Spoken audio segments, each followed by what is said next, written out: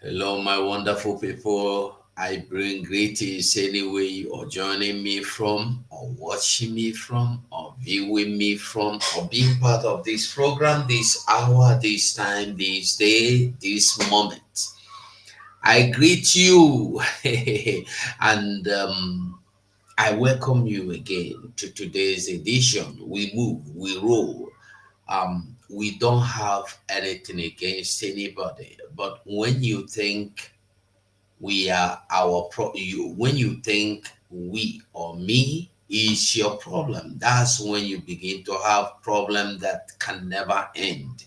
Even when Biafra comes, your problem continues because now you use your hand put the problem, so now you go still use your hand comot the problem, or the problem go dey there with you from generation to generation.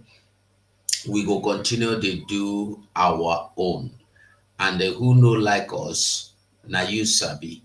As you no like us, well, the only thing wey we go tell you na make you like us to save yourself from headache and high bp, because wetin we dey do go dey cause you high bp. Wetin we dey do e go dey send some people go early under the thing wey be 6 feet. We no owe anybody. Ịma na ndị Igbo si na nwata chọbakwanụ nke ya ọ hụrụgo ajọ nwa. Ọ ka mma ka nwata wụrụ onye iberibe, ịhụrụ ha na onye iberibe efulu efu. Ebe ọbụla ebuchi oge that you know you a good boy. But when you begin to ask questions, demand for explanations, they say this boy, it's like you done the too sabi. That thing will kill your papa, go kill you. Wata erughero jumi ihe mere nna ihe mere nna ya eme ya. Pikin no reach ask for the thing wey happen to him papa, the thing go happen to am. Threat where they detect the threaten people. Intimidation. Threat. Intimidation. They go intimidate you, so you no go dey free to talk, you no go fit ask questions. But we have reason to ask questions. We have reason to demand explanations, and you must give it. That is why I'd always tell people to always ask questions. It's good to ask questions, honestly. And we must ask questions, because if you do not ask questions, I don't know what you think you are, but you lose. You lose not to know. Ask question. Better you ask to know. My people, they say the person way to ask question, you know they miss road. Now the I too sabi, I over sabi, now then they miss road. So I greet every one of you. Biafra Nwezudo, Nwezudu, Ndewo Friday Peters, Ndewo, and the other people on the line and those on the comment section. I greet and respect everybody. Today we go look into some things will happen. Like you see, I say why you will understand. And if anybody still there by the line or by the side or by the roof or by the window, the watch, you never want come inside, you go know say that person get problem for here, because with every indication, Biafra is unstoppable. Nobody can even dare to, even Tinubu, even Fulani no fit stop them. And they know. And the truth is that what happened before no go happen again, because we don't open eye, come understand wetin they do us before. Even the Bakassi wey Gowon carry do sacrifice for Cameroon, make they fit deal with us. They no go fit take am now, not to talk of so I am telling you that call anybody you need to call, tell anybody you need to tell to get involved, because Biafra is here and the Biafra can never be stopped, not by any man, not by any woman. We must continue to do wetin we dey do, who no like am if it go jump inside lagoon. Like Wike say, na them go dey pass you for election, na them go dey win you for election. If they no like you, they go fair you. um I guess Nigerians don't dey learn their brain. They don't dey learn their brain, because when we come here and they tell them that Nigeria is not your own, they do not understand. It's good that this wicked baby Hitler wicked is now telling Nona, say na them they rule, na them they rule. We go still go here or see why I talk say our prime minister, you cannot even stop him. Not now, not ever. You no go fit stop him. Nobody fit. You no go fit stop our prime minister. So, like I said before, we go continue the role. We get so many things we will show you, as some governors no go fit pay this. Some governors may not be able to pay this minimum wage where they create, because the allocation where they give them no reach anything. The allocation where they give them, you no reach anything. So they are just trying to destroy themselves, and I am happy that they are doing it themselves. We they see, like you hear our prime minister tell you that they are helping us to destroy Nigeria. You see, you get the kind of battle where we say, if you they read Bible well, you go see say the Israelites, when their enemy are coming to fight them, God go just put confusion in the midst of the enemies. The enemies go begin to fight each other. Bodum, bodum, bodum, bodum, bodum. Before Israelites go reach there, all their enemies they for ground. They don't massacre each other. Hey, all the ego. Na can lacha cook. Can la cook. I know they drink cook, but they can lacha cook, because the weather too warm or hot. Can lacha cook. Ndị Asaba sị nọ ka nlachalụ cook, nlachalụ cook, nlachalụ cook. Ka nlachalụ.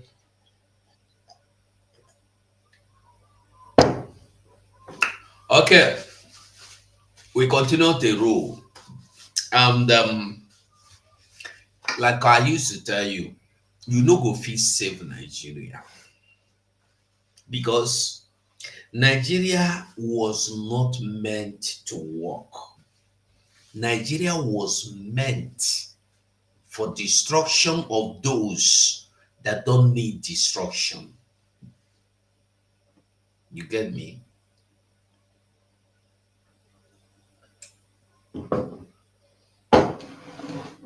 I say Nigeria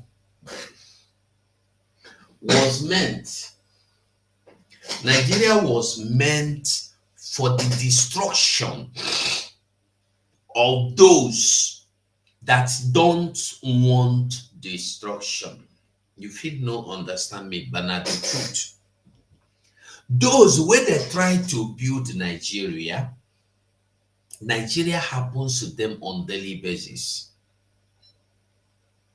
Those where come out, they put you for power. Hey, I want to build Nigeria. Hey, they go massacre you, come off for road. They go frustrate your life. They go frustrate your life. That is why our people have sacrificed, paid the price for Nigeria to stay. Yet, Nigeria no gree stay. For Nigeria to be beautiful, Nigeria no gree be beautiful. For Nigeria to be a country, no, Nigeria refused to be a country.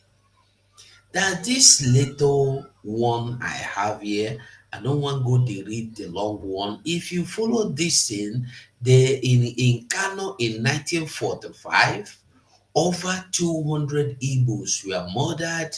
In 1950, over 1,000 were murdered. The and then in 1966, over 43,000 were massacred. In 1967, over 1967, 200,000 were massacred. In 1967 to 70, 3.1 million were massacred. Then, Asaba genocide, Kano in 1980, 40,000 massacred. Madugri 1982, 500. Jamata 1984, 1,500, and so on and so on and so on. All these things were happening because our people have tried to build Nigeria. Our people have tried to keep Nigeria moving. They have tried that Nigeria will remain a country.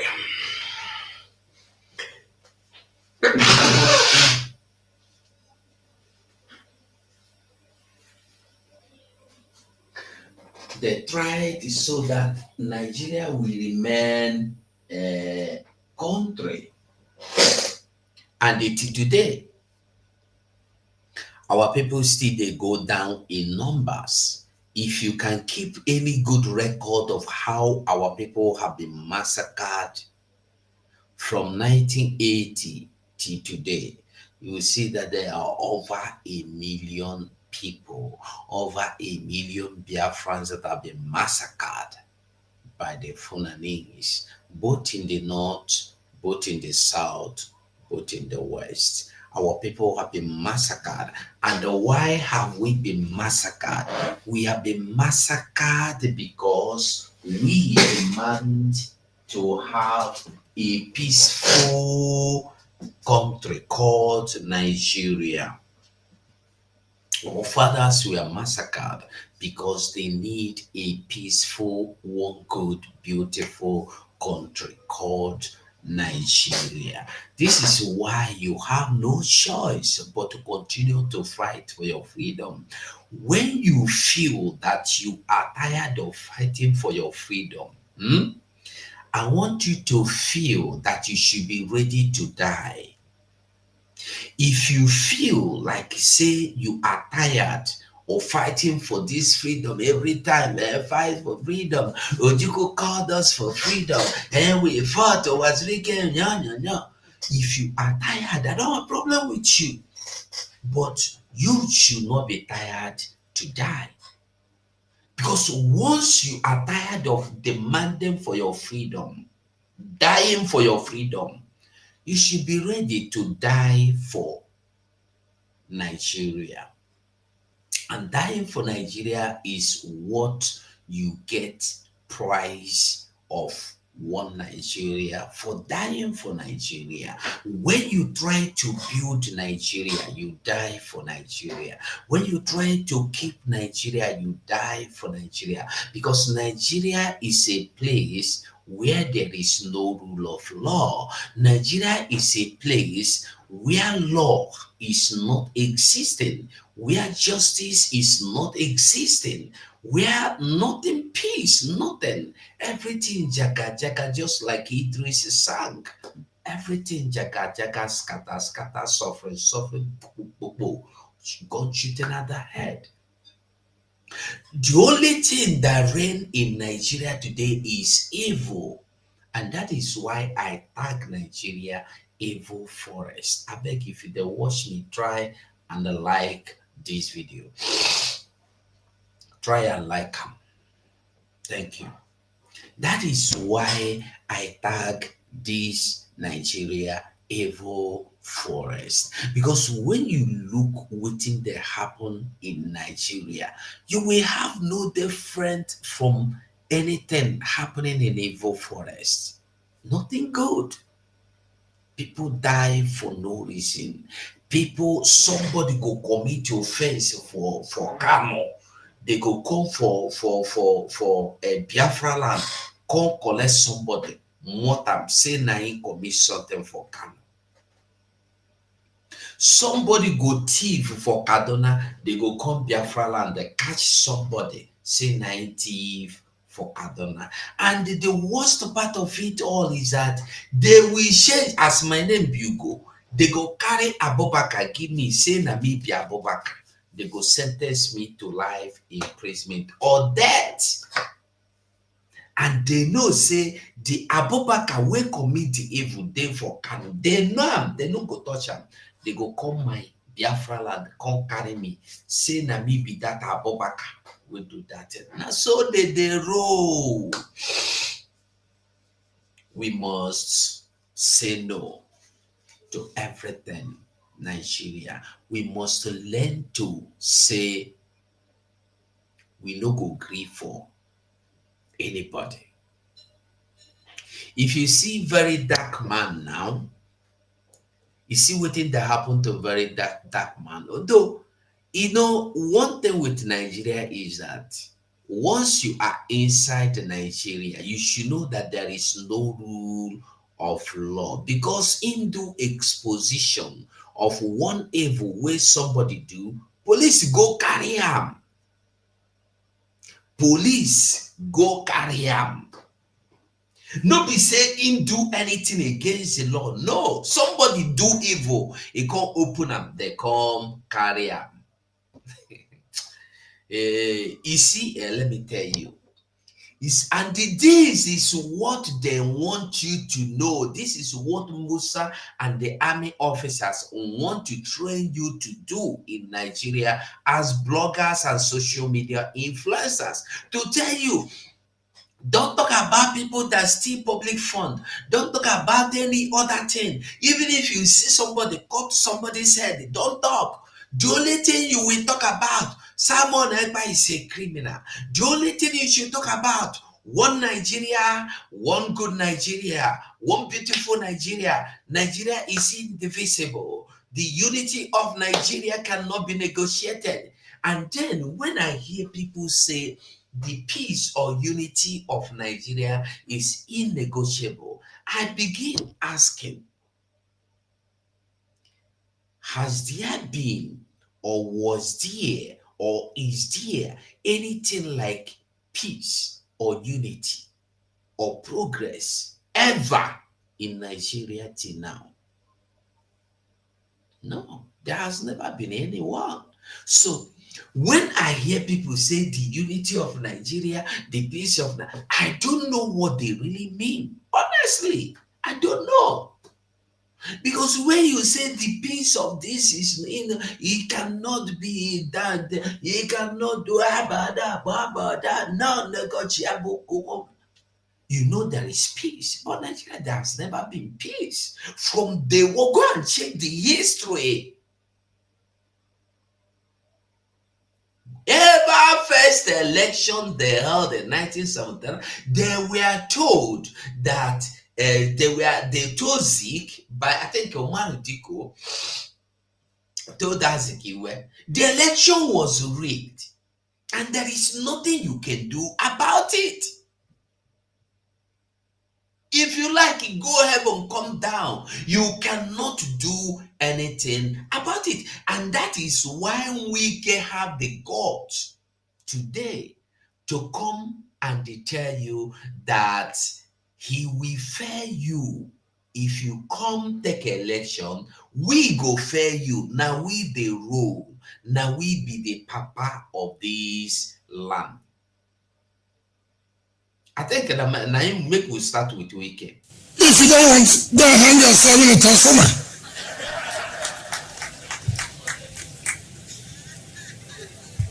Yes. If you're angry, well, hang yourself. If you have done well, we have done well. If you have not done well, we have not done well. And we are proud to say, in this short time Mr. President appointed us, that we have done well.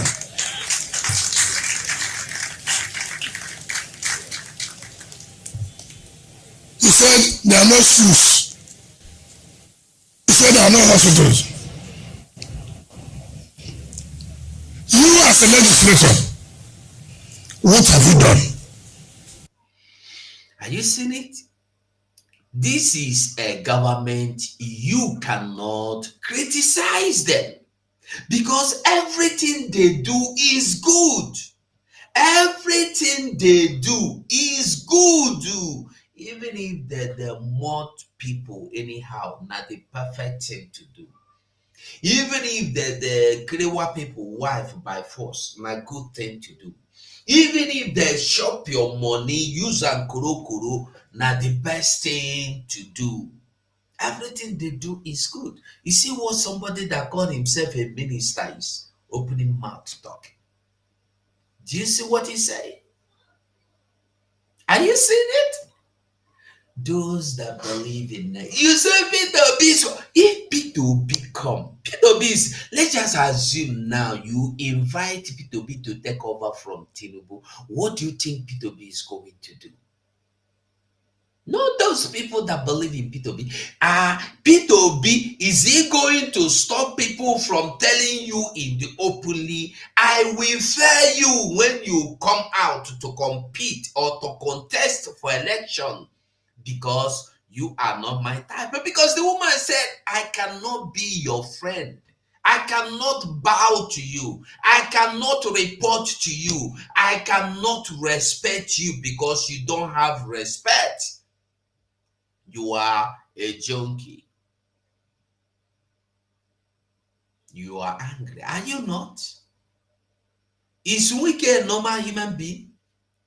Look at him. You see the way he behaves? Is that the way a normal human being should behave? I guess his children should be up to 30 years old at least. Why are they not calling him to order? Or are they enjoying make I no insult anybody because of social media?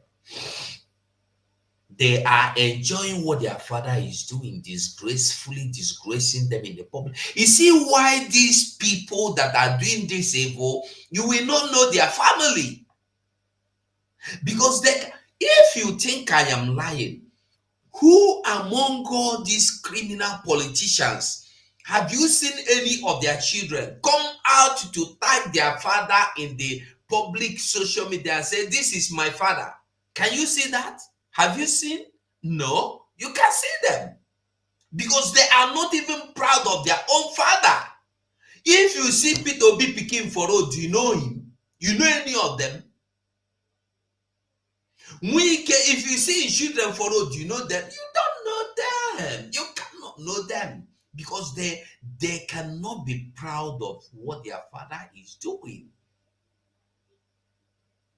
Go to America. Come here, you see a governor working, a minister. You go, unless you are not interested. If you know any governor, you go know his children. Go type for Google, say Peter B children. You don't go know them. Africa, because of their evil. Africa or Nigeria, let me leave Africa alone. Nigeria is a place where somebody, a leader, a ruler, a minister, a governor, a local government chairman, a councillor, a senator, a president, all the rulers in Nigeria, their families will live outside Nigeria. They will school outside Nigeria. Only Nigeria it happen. Only in Nigeria it happen. You see Wike telling you, listen to him. If you don't like it, you should go and hug transformer. How many bills have you sponsored for us to improve our education and our health sector? Somebody is telling you that you are not doing your job very well. You are challenging that person that he should come and do it. The fund, the allocation meant for schools, meant for roads, meant for hospitals, meant for water. you embezzle them. And when somebody challenge you, you get angry and insult the person and tell the person for insulting me, for telling me the truth. If you come to power, I will fair you. That is what they are good at. Because you cannot tell them the truth. They don't want the truth. Only tell them you are doing good. That's why he tell you, if you do good, we praise you. What is the good? Nigeria is a place where nothing good works. Nothing. I mean, I challenge that legislator if you are very, very popular. 2027, come and run under Abuja. Are you seeing? If you are popular, 2027, come out and run another one. Make we see you. We will fail you. And we will fail you. He made it clear. If you come out again and say you want come run, we will fail you. Are you surprised? Don't be surprised. That is the way they roll. That is the way they roll. If you come out, we will fail you. Very simple.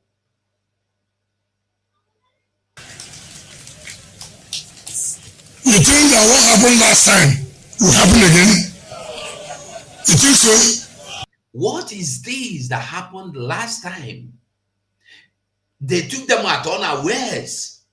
That was why you have Labour Party candidate winning governor, Labour Party candidate, PDP candidate winning here and there. They want it to be one party system in Nigeria, and you are not getting it.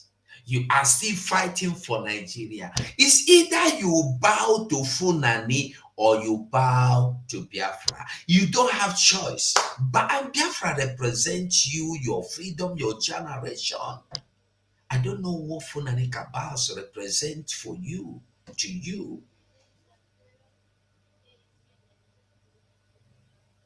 It will not happen again. If you are popular, come and run. Luckily for me, I'm just 15 minutes alone. So here's my territory. I'm not afraid. So people should come out. You heard him. Very clean, very clear. If you don't understand, you will not understand Nigeria the way Nigeria they rule. I will begin, make we begin small, small, make we enter for here, make we see. Now, this minimum wage wahala, they tell you say money no dey. They will not be able to afford minimum wage. And now you have Oyo, Kaduna, Ogun, Kano, Abia, 21 other states may enter bankruptcy if 62,000 naira minimum wage is implemented. If you 62,000 naira, how much is 62,000 naira? 62,000 naira should be about 32, 33, just $33. $33. Maybe $33. Let me check. $33, I believe. You should not be up to $33. 62. Let me come. Let me see. It's good when we talk, people listens, people hear. Because when we come here and tell people the truth and they refuse to hear, they will go and listen to Nigeria, and the Nigeria will feed them with what they want to hear, and they will listen. And after they have listened to, they will come back and start crying. When they come back, they cry, they cry, they cry. I will find out. I have app that I use to find out how much money is every day, every minute. Wait there. Okay, hold on. Just a minute. Let it load. We must not allow anything to distract us. Biafra is here. Okay, money today is 158. Let me see. Naira 60 what? 60 what thousand? 62,000 naira. Okay, $39. 62,000 naira is 39 euros. Just say $40. $40. $40 wey no reach you buy food wey you go chop with your family for one day, for once, for one meal. Now you dey pay for 1 month. 1 month you no fit pay. You dey shout, you dey cry. I wan tell you, Nigeria is gone and gone for good. Now, as if that is not enough, they are telling you that they cannot pay this money. I want you to see, after Nigeria have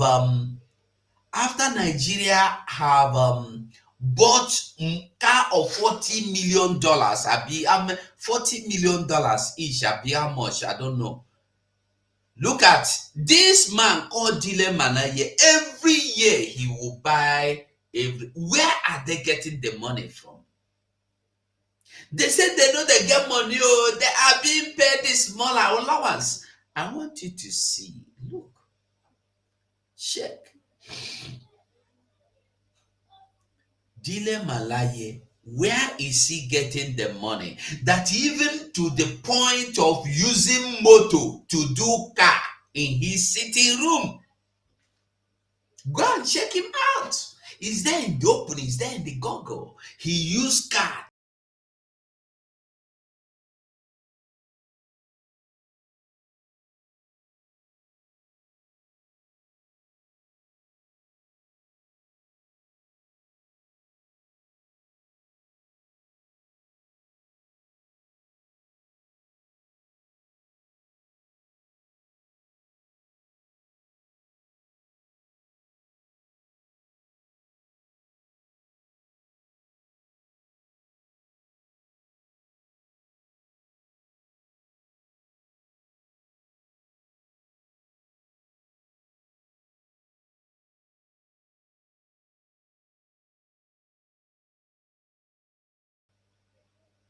Are you getting the message? That is what we call money. And yet, they cannot pay workers common 40 something, $40. $40. They cannot pay. They cannot pay common $40. They no fit pay. But they can buy motor, billions, buy private jet, millions of dollars. But they cannot pay workers. Teachers cannot be paid. They are owing teachers and they are buying private jets and they are buying cars, dumping them. Nigeria. Yet, governors are telling you that if we pay this money, 60, if we pay $40 per month minimum wage, we go owe. It just alert you on time for you to know that they go owe you because there is no money to pay you. And that is the way they rule. That is the way they rule. Beautiful country, beautiful Nigeria. Beautiful Nigeria. They know how to rule. If you never vote, I go only advise you, run, go and vote. Mazi Nnamdi Kanu court say there is no evidence of abuse or denial, abuse of right. I waiting court to talk. Nigeria, for you, Nigeria. You cannot win them anywhere. They will win you. Hands clean and clear. They go win you. And they make we remember voting is still going on. The voting is still going on. Remember, the voting is still going on. It is very, very important that every pastor, every churches in Biafra land inform the people that is voting for Biafra referendum being conducted by the Biafra government in exile. And of course, those who do not understand what it means to be government in exile, pastors can educate the people to go and Google what government in exile can do. Government in exile have the right to conduct election. That right we have. Many government in exile do not even have the influence that the Biafra government in exile have in our territory today. They got their independence. We have demonstrated that we are the only legitimate government that are fighting for the best interests of Biafra people. And Biafra in the homeland are only loyal to the Biafra government. That particular thing has been proved beyond reasonable doubt by various civil disobedience that we have embarked on for the past 2.5 years. Nigeria government and their agents has done everything to truncate the power of the Biafra government to no avail. So please, every pastor must form their congregation that voting will start on the time they have their services. The churches that did not do this in Biafra land will be regarded as enemy. Believe me, very, very soon, things will start happening in a different way, only for the best interest of Biafra and our freedom. All right. Now, I want to make everybody understand that this time, the only thing that will save us is everybody working together. I don't know if you're a pastor here listening to me. I beg you, tell your people to vote. Help people to understand the importance of this election. Because till now, some people have been misguided and misdirected and misinformed that what the Biafra government in exile is doing is uncalled for, is needless, it's just noise, that they are useless people. I want you to understand that when you go and go to Google, go to any book, any law, find out under any charter the right and the limits of or the legitimacy of any government in exile that is well organized and recognized. And I want us to understand also that this government we are talking about has been endorsed by some nations, which we know in due time. Like our Prime Minister said, he will let you know when the time comes. And not be Prime Minister. Hmm? So one thing everybody must understand is that this is not an organization. This we are not an organization. We are not a group. We are not some group of people, as they have described that they are a group of miscreants. Mm-mm. We are country. We are a nation. We are a people of. We are people of a nation, and this is a nation that is recognized. The whole world recognized, even though they pretend not to know. But the truth is that pretense is not reality. No matter the level of the pretense, it can never be reality. It can never be turned or be exchanged for reality. Pretense can only be used as a means of deceit in the eyes of fools. So, like I was telling you before, let us continue. We will go so many things and we'll hear so many things as well this evening. Like I was telling you, Nigeria is a place, and we will come after this, we will come to another video. I believe we will stay here till we will stay here. Okay, now Nigeria, like I tell you, is a place, is a land, is an evil forest or entity where if you try to build, you'll be destroyed. They don't want anybody to build. They don't want anybody to add to good of that nation, of that people, of that evil jungle. All they want, help them to destroy it. Let us listen to this video. How bad is corruption in the Nigerian government or in the Nigerian system? Some of the things I recovered were returned back to, the people will recover those things from. For instance, there was this case of somebody will recover 80 S-Class Mercedes-Benz car, brand new, houses, farms, motorcycles, and so forth. In a house in Jabi, under information, we got intelligence. In a house in Jabi. Jabi is in Abuja there, close to Bega. Jabi is in Abuja. You know, say me, I follow no Abuja well. Jabi there for Abuja. No be say na inside the one forest, na for Abuja town there e dey. Now they recover all these things. And that is when his problem started. Because they give you job, make you come recover things. You don't know, say their recovery, be say you go there office, say you don't recover, everybody they fine. They be good people. If you try go open their nyach, the shit they go use and paint your face. They go turn everything against you. Listen to him. Listen to him. How bad is corruption in the Nigerian government or in the Nigerian system?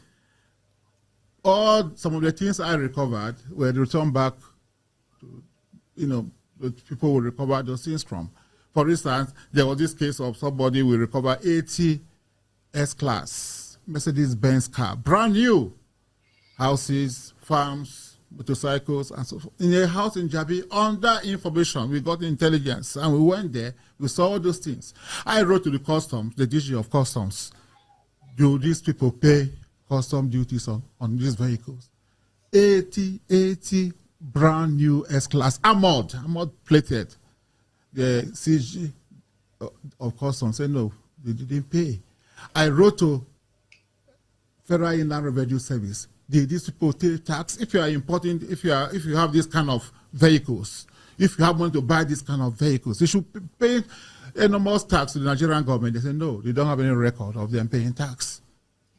So we went to court. We got an order of official, and then the court asked us to, we should take custody of those things. It's interim for official, pending the hearing of the case.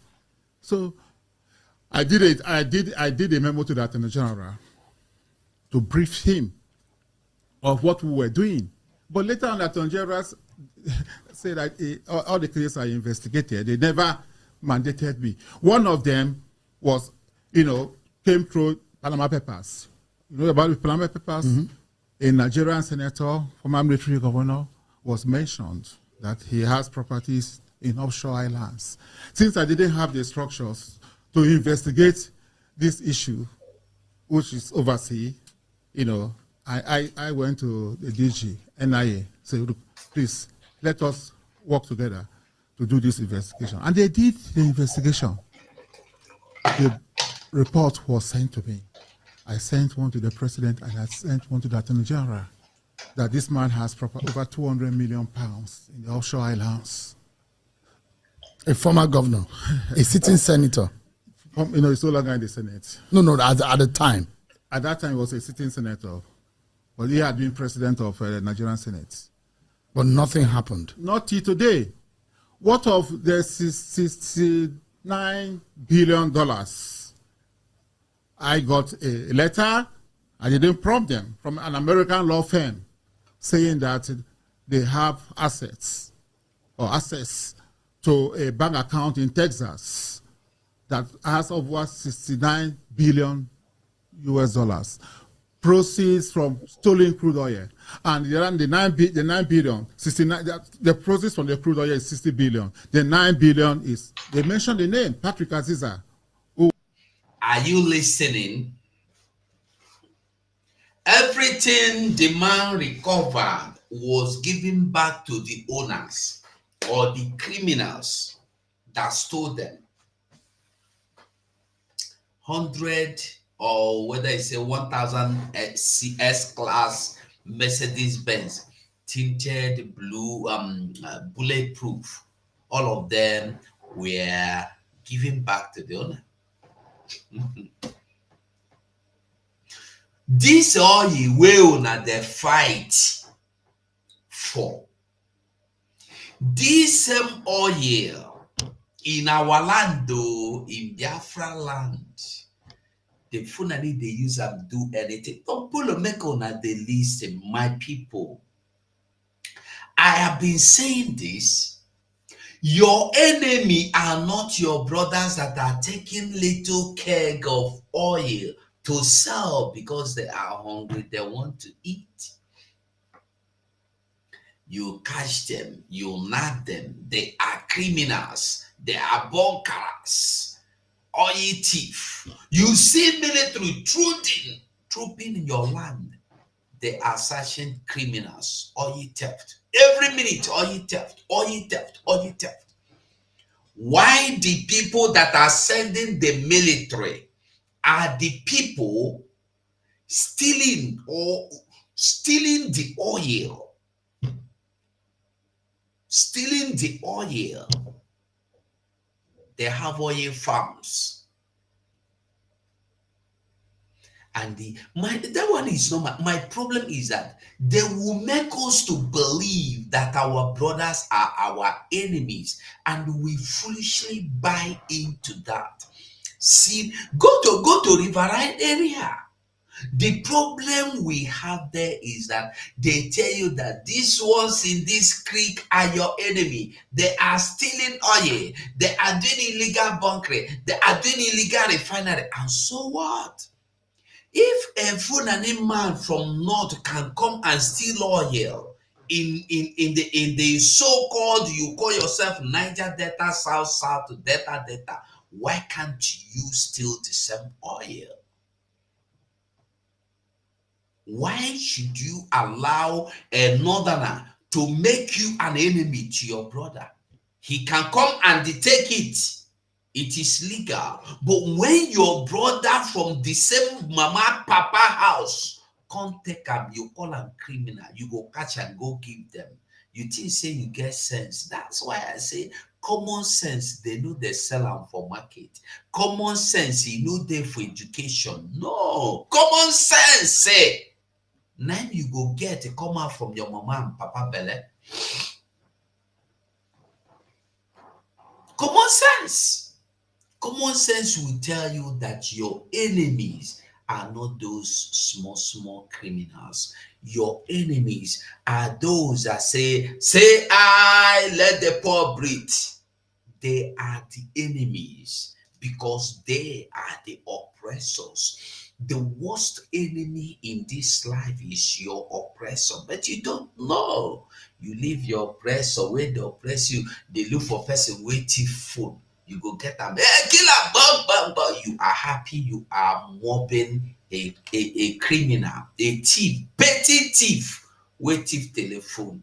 Even when somebody thief pencil, biro, una go mob them. Our people should learn. We must learn. Listen to him. Yes, to a bank account in Texas that has over 69 billion US dollars. Proceeds from stolen crude oil. And are you getting it? $169 billion frozen from, and the return me find all these things out. Can give the person back. At the end, you go hear what happened to him. And the 9 billion, 69, the proceeds from the crude oil is 60 billion. The 9 billion is, they mentioned the name, Patrick Aziza, who was National Security Advisor. And I thought it was beyond me, so I wrote to the president that this is what this firm has, alleged. Yes, that they are asking for money. That if we make some payment available, that they will give us the bank, not the holders of the account number, the bank accounts, and so forth and so on. So I went to the president and said, approve, so that we can recover this money. 69 billion, it's a lot of money. Of course, nothing came out of it. Up to now. I also did a letter to Attorney General to brief him. But do you know what he said? The day he saw my wife, he laughed in a very sarcastic manner. I think Obla claimed that he would recover 69 billion US dollars. As he recovered the money, he was being sarcastic. How would I recover the money when you didn't act as the Attorney General? You know, somebody has said, look, we have 69 billion dollars of Nigeria. $69 billion. And you know who be the Attorney General? Malami. When we tell you that Nigeria was not meant to live, to be a country, but a land of doom, you know, understand them. There was that film they called Circle of Doom that time. I don't remember again. I think the Circle of Doom. Circle of Doom. So this country is country of doom. You dare not. If you are, that is why we are telling you that Nigeria is not a country. The problem of Nigeria is not about the personnel. It's not about personnel changes or personnel being the person being a prophet or God. Even if you bring Jesus Christ from heaven to come and manage Nigeria, Nigeria will turn him upside down and he will become a Nigerian. You employ this man, make he come do work. Investigate who loot money, who steal money, who steal Nigeria property. He find whether 169 vehicles you carry and give back the owners. He find 90 billion dollars. You say, you dey laugh at me, say, Shebi, you say you go recover. Come recover, make I see you now. He go report to president, you. President. This is something you will see. After seeing it, you will know that Nigeria is a joke. A joke. Pure joke. Complete joke. Complete joke. Money in a bank account in America. And the government did not take action. Nothing. Look, it's in the media. If you look at Punch published the story. Punch published the story. Even when Buhari was in office, they did. I think if I would download it and send it to you, nothing was done. It feels like the government you work for was a failure in that respect. Why I have said so, that I was disappointed, because I believe so much in, the former president, and I worked passionately for him. But I mean, would you attribute the underdevelopment of our country today to corruption? Why not? Look, if you can, somebody can take $69 billion out of Nigeria. If we have $69 billion, our universities will change, our polytechnics, our secondary schools, we'll have water, and this is just a tip. That is just a tip of the iceberg. There are so much more. And then, after this man don't they do, they one am. He go discover this one. They tell and say, cool down. They carry waiting he discover. $169 billion. And you are here looking for common 60,000 naira to pay workers, fit pay. But somebody that buy car of $40 million, $400 million, I mean to say. And you are here waiting to get 2027 election, presidential election, you will win. And you are here congratulating Nigeria for sending military in your land, in your mama land. You are sending military in your mama land to go and take over, mount roadblock. In your land that you have Navy checkpoint, You have army checkpoint. You have police checkpoint. You have road safety checkpoint. You have an Air Force checkpoint. You have custom checkpoint. You have a, what do you call him? Yellow fever checkpoint. All of them. You are congratulating them. When we tell you that Nigeria is not for you, and the very simple truth. And Nigeria can never, ever be for you. Why? I want us to cool down and watch this video for you to understand that we have already won this war. When you see our prime minister look like this and smile and say, we have already won this battle. We won before we started. Let us go. This is a video you will listen from beginning to end. Let's go. Program is State Affairs. Chief Toladini, it's good to have you on State Affairs. Thank you very much for inviting me. I'm happy to be with you as well. Let's look at the Fulani question clearly. Yes. Where is the Fulani question taking Nigeria? Well, there's only one way it is taking Nigeria, is to destroy the country, to destroy the space. Well, it has destroyed the country, and that's why I say we have now a space. Is to... Are you getting the message? What is this Fulani question all about? And what did the man tell you? To do what? To build Nigeria, to establish Nigeria, to develop Nigeria. What did you hear? To destroy. That is why when you hear Chetima tell you, restructuring my food, I was thinking he's coming to tell us something good. He come here and all he is telling us restructuring my food. To hell with the restructuring is what a president to vice president told you. Oh, and you believe in Nigeria. Listen. Take over that space and drive away, kill as many as they can kill, rape as many as they can rape, do whatever, plunder as many as much they can, and take ownership of a place that never belonged to them. That is where they are taking Nigeria to.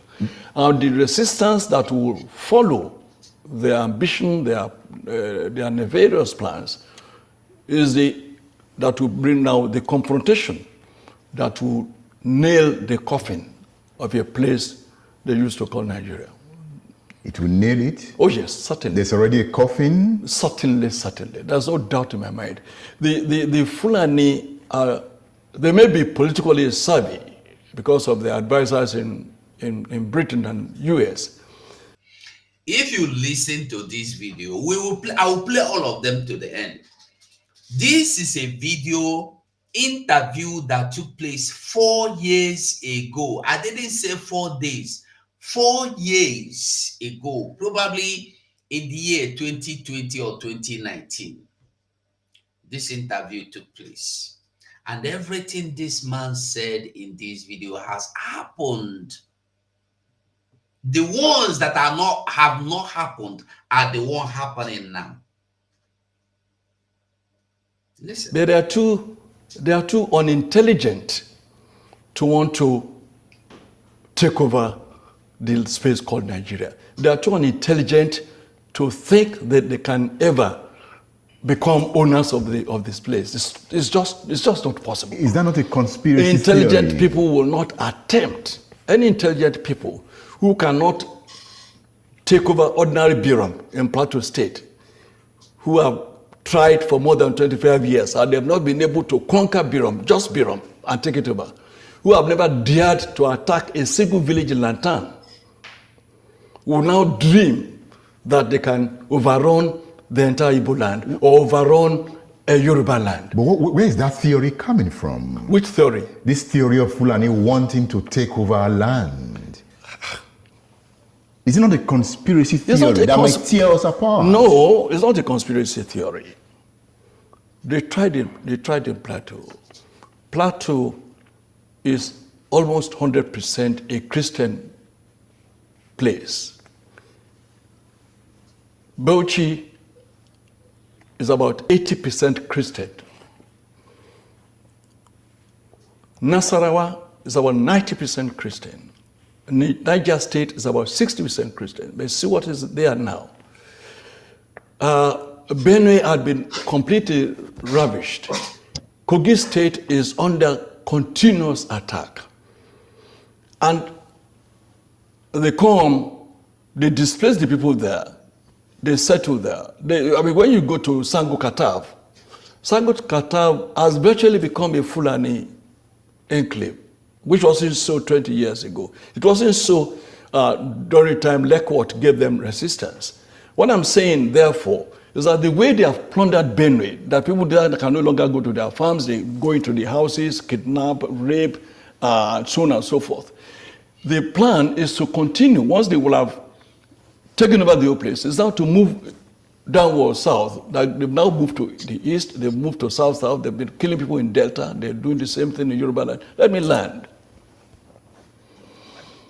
You can now see that it is the same pattern. That was the way it started when between 1804 and 1880, Yumfa, the supreme head of the Hausa kingdoms, of the Hausa 7 kingdoms, were massacred, and they took over and then installed emirs in these places. And they've not relented. It's the same dream that they want to continue now that they had a man who had greater sympathy for their cause than they ever had. Then what is unique about the Fulani that gives the Fulani the boldness to make the attempts you have just described, which the Sultan will not agree with you? I know Sultan now, they've now seen, that's what I'm saying, they've now seen that it's not possible, that they're just being stupid and misguided by their few leaders who are selfish and ignorant. Albright, the former U.S. Secretary of State, warned the United States that you are becoming the most hated country in the world because of the way you are behaving. So that's the same way now Sanusi and the general in Sokoto, who is a sultan, they are also warning their people that if you are not careful, the way you are going with this, your madness, you become so hated. What is it that's emboldening you that you continue this murderous journey? Chief Adeni, from your analysis, it has been an ongoing process, right? Yes, since 1804. So it's not about Buhari? No, not to do with Buhari. But they found a champion in Buhari when he came to power. When you say... Did somebody hear him? This started since 1804. It did not just start in 19th centuries. 1804 century, 18th centuries, 04. At the beginning of 18th century, 1804, it didn't say 1884, 1804, just immediately they got into 18th century, they began this thing happening now. So this is something that they have been doing gradually. They have been doing it, and they have been coming. That been converging in this country you call Nigeria till now. That even the governor of Niger State can proudly come to announce to you that they are happy to announce to you. He is happy to announce to you that Niger State have the highest number of Funanis, that the whole Funanis from all over the world converge in Niger State. And Niger State have the highest maximum number of the Funanis in the whole world. And he repeated, I did not say in this Nigeria or Africa, in the whole world. And he went on, I quote, we don't want them to leave. We don't want them to leave. They are coming and they should be coming. And you want Nigeria as your country. I wonder what is inside here for your own. A champion? How Yes. do you mean? Because he's the president of the, he's the patron of the Mietala. So that does not mean he's supporting them. He's just a Fulani man. No. It's just a coincidence. No. Is the one, is the head of state, is the one that has agreed to rehabilitation of the so-called Boko Haram people. Is the one that has agreed that 1,400 of them be rehabilitated back into the army. What other evidence do you need? What other evidence do you need? But this is not the first time people who fought a war are being taken into the army. It has happened in other parts of the world. No. They didn't fight a war. You cannot talk. We are talking of insurgents. It's not a war. No. Insurgents are different from fighting a war. These are murderers. Even the FARC rebels in Colombia, some of them have been given space to come in. Colombians were not waging you have to make the difference in all these things. Colombia, Biafra, whatever, they were not motivated by a mad project of overrunning people and taking over their land. In Colombia and others, they were fighting majorly on drugs. In Biafra, they wanted to have their own country. It's different from somebody setting out to say, I want to take you out of your number 2 in Bodija and drive you out of your room and your house or your family and go into the bush and take over your family and take over your place. There are not a question of saying people have been fighting wars and they have been rehabilitated. No, this is a different thing. You don't ever rehabilitate insurgents. So how do we counter what is called? But Nigeria do not only rehabilitate them, Nigeria reintegrates them. I have videos. They reintegrate Taos into police. They reintegrate Taos into army. They reintegrate army into they reintegrate Boko Haram into military, into customs. We know this one no be story now. We all see, we all know. We have been seeing them. We have been know. They have been unknown. Now normal thing now. Who no know? Why they look me like say you don't know? Not true. You know say not true. Even Buhari confirm, even Tinubu confirm say na so they rule. We can know. All of them know. Abaribe confirmed. That is the way they roll. Nigeria. The Fulani invasion. How can it be countered in the interest of the Nigerian state? The way it's being countered, one of the ways, now the Yoruba are started with their Amotekun. I'm sure even though the Igbo nation agreed that they will, that is their governors, not their people. The governors say, okay, we'll go with community policing, which is still extension of Nigerian police, which is ineffective and compromised. But when they say, did you get what a Yoruba man has been telling you? This 4 years ago, he told you that the politicians have agreed not for the people, against the will of the people, but Yorubas came together and agreed with the will of the people. They got the mandate of the people to form a Moteku for them. But in our own in Biafra land, they will tell you community policing, Ebobago, Asawana of Asari Dokobo, all against the will of the people, without the consent of the people. Nothing, you are not bothered. You are nothing. You are not, to them, you are not existing. You are not important. This is why you must fight more hard for this Biafra to come. They have made you nobody. You have to prove to them that you are not what they have think or thought or made you to be or looked or designed you to be. They are oppressors. They are frustrators. Igbo had dissociated themselves from the governor's agreement that they will just do community policing. Are you getting it? That Igbo disassociated themselves from the plans of the governor to give them community police.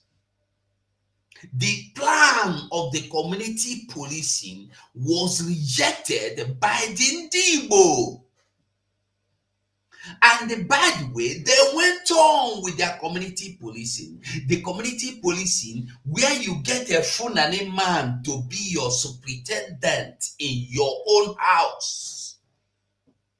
The community policing, where your DPO, your inspector, your top officers are northerners, are Fulanese, probably repentant Boko Haram or ISWAP or ISIS or insurgent.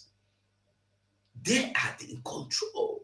This is what the people that wear red cap in the name of governor and politicians will go and bring for you. And when you come, he will sit down and tell you, you are my son. Who is your son? I'm not your son. Oh, God forbid. I'm not your son. We are not your sons. We are not your children.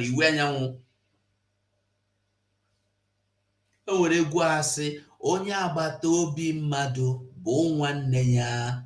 Ọkwa onye isi n'aka ya bụ mmadụ ka ị ga-akpọ mama. You cannot be our father. You have none of them. The only name they can go come out and say, you are my children. Everybody go say, yes, daddy. It is say an elder is because you have white hair. It didn't say an elder is because you are 200 years old. No, an elder is somebody when ogugisi. Only if you don't have ogugisi, you are not an elder. Agua elders are like when we are asking of the oldest, you will come out. We have the oldest intelligent and we have the oldest fools. So when we call when we call oldest, you can come out. When you can come out, and then the rest of you can come out as an old people. People like Okwadike. When you call old people, you come out. We are not calling of elders. You are all old people, not elders. Bible said, is any of you sick, let him call the elders to pray for him. Doesn't mean you are going to look for an elder that doesn't know how to pray. We are not looking for who to call father. We know who be our papa. And that they're going to do their own Amotekun or something similar to that. The South is also doing the same. So that is one of the ways they're going to counter this madness. But more than that, whether you have a Amotekun or you have whatever other vigilante or whatever associations you may have that want to fight and so intrusion to their lands, people now are emboldened to claim their lands. Nobody anywhere in Nigeria, even in Katsina, even in Zamfara, even in Nasarawa, nobody now is afraid of the so-called Fulani. And so, and that's why I'm saying sooner or later, it will come to the open. They put veil on the eyes and faces of so many people for maybe 200 years, but that veil has fallen off. I don't know if your veil is still there. Bible said that Jesus died, the veil in the temple tore from top to bottom. Onye kechiri anya ahụmụzọ. The blind now sees. On the day that Nigeria died, I see the Lord. Like the Bible says, on the year that King Hosea died, my eyes see the Lord. The evil must die for you to see glory. The veil don't come out to, there your eyes again. The veil where they use cover our, na Yoruba man they teach you something where we supposed know. Na Yoruba man now they tell us. Have you seen any Igbo man coming out to give this kind of education in the public? They will not come out. They are all cowards everywhere. We call Yoruba people cowards, but they will come out, come talk freely. Our honor to fight each other, to kill each other, to neglect each other, to fight the other person because why must you be the one to lead? Who give you power to lead? Why must you don't know I have been here? I am the Godfather. You must come and bow to me. That is why Uriah said, nobody told me, nobody brought to my notice that there were Biafra Remembrance Day, Biafra Heroes Remembrance Day. That is their foolishness. They don't think. You heard that the Biafra Remembrance Day is going on. You say that they should come and consult you first. And by the way, ask Iwanyanwu, has Iwanyanwu not been alive before? Was he dead and just rose up yesterday that he don't know about Biafra Remembrance Day? This Biafran Armed Forces Remembrance Day that has been happening for years, all of a sudden it's today that Iwanyanwu is hearing of it for the first time. Wicked people everywhere. And so you cannot have anybody that will submit to intimidation from any other section of this country again, of this space. The Igbos are spitting fire. Yes. The Yorubas are spitting fire. Yes. Even the Fulanis are spitting fire. Do we want to set the country ablaze? You are a seasoned broadcast journalist, very intelligent, educated. You know, sir, that the country is already on fire. The country has been on fire maybe in the last 8 years, but the fire became more pronounced in the last 4 or 5 years. The country has been on fire. We can douse the tension, can't we? We can douse the tension if just one thing, if those who are sponsoring the aggression can call the aggressors to order. Is the Sultan as influential as he should be? He ought to be more influential. It's not as much as I agree with you. Otherwise, they won't be stoning his palace 2 weeks ago in Sokoto. But having said that, the Sultan, to a large extent, is respected beyond Sokoto because a lot of people see him as a bridge builder. A lot of people see him as fairly being level-headed. A lot of people see him as a Fulani Sultan that is reasonable. He has a master's degree. He was general in the Nigerian army. And they expect that he will use his education, exposure, and obeying nature to influence the course of things. So even if he doesn't have as much influence as he ought to have had, I think he can build it up gradually because people like myself, my humble self, tend to see some respectability around him, which we believe can help in galvanizing his people to a path of reason. You know, some would say that the North is caught up in its past, in the conflict it's created. That's right. It remains one of the poorest zones in Nigeria. The poorest, not one, certainly the poorest. And we're talking about the Northwest here. The poorest in Africa, if you want to say. And if you look at them, has become the zone of conflict. Yes. Even in Nigeria. Yeah. You have bandits in Katsina. That's right. Bandits in Zamfara. In Sokoto. Do you think the leadership of the North now knows that something is wrong with the past? That's what I'm saying. I mean, I'm not talking about leadership, the political leadership. Political leadership, unfortunately, no. Because if they were, I wouldn't expect the man in Plateau supporting Abuja. I wouldn't expect the man even in Taraba supporting Abuja. I wouldn't expect even the man in Katsina, whose people are paying 1,000 per head to their attackers, to still be praising Buhari's government. But the ordinary folks in these areas are beginning to see reason, and they are not towing the lines of their political leaders. I'm sure if elections had been free and fair, no way Lalong, whatever his name is, could have become governor in Plateau. They would have probably chosen Jeremiah Hosseini. But because we didn't have elections since Buhari came to power, we've had all sorts of people claiming political leadership over their people. And that was what we have. So if you say political leadership, if you say, do they see danger in what is happening? And I say no, it is because the so-called political leadership is not representative of the people in these areas. That's a region that has the largest number of out-of-school children. Yes, again in the world, not only in Nigeria, in the world. How did we allow this to happen as a country? Because you cannot exonerate the South from the conflict of the Nigerian state. Well, I don't know whether we allowed it. And I'll give you a reason. From the South, Zik won against it in 1964. Obafemi Awolowo won against it about the same time.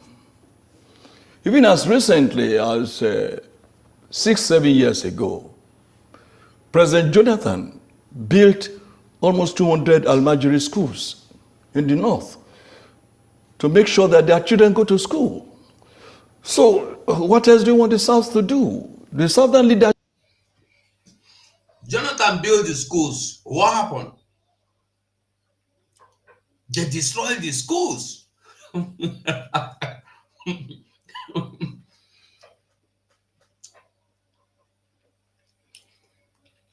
When they say that Boko Haram is right, demanding for their own education, that they don't want Western education, that is their anger. Jonathan went and built schools, their own Amajiri schools for them. And they still what? They destroyed the school.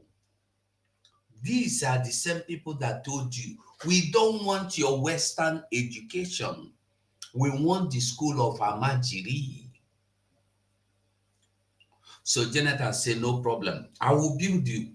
He built the school. About 21. Abia, how many? Let me rewind it. So you see, he built the school, but they destroyed all the schools.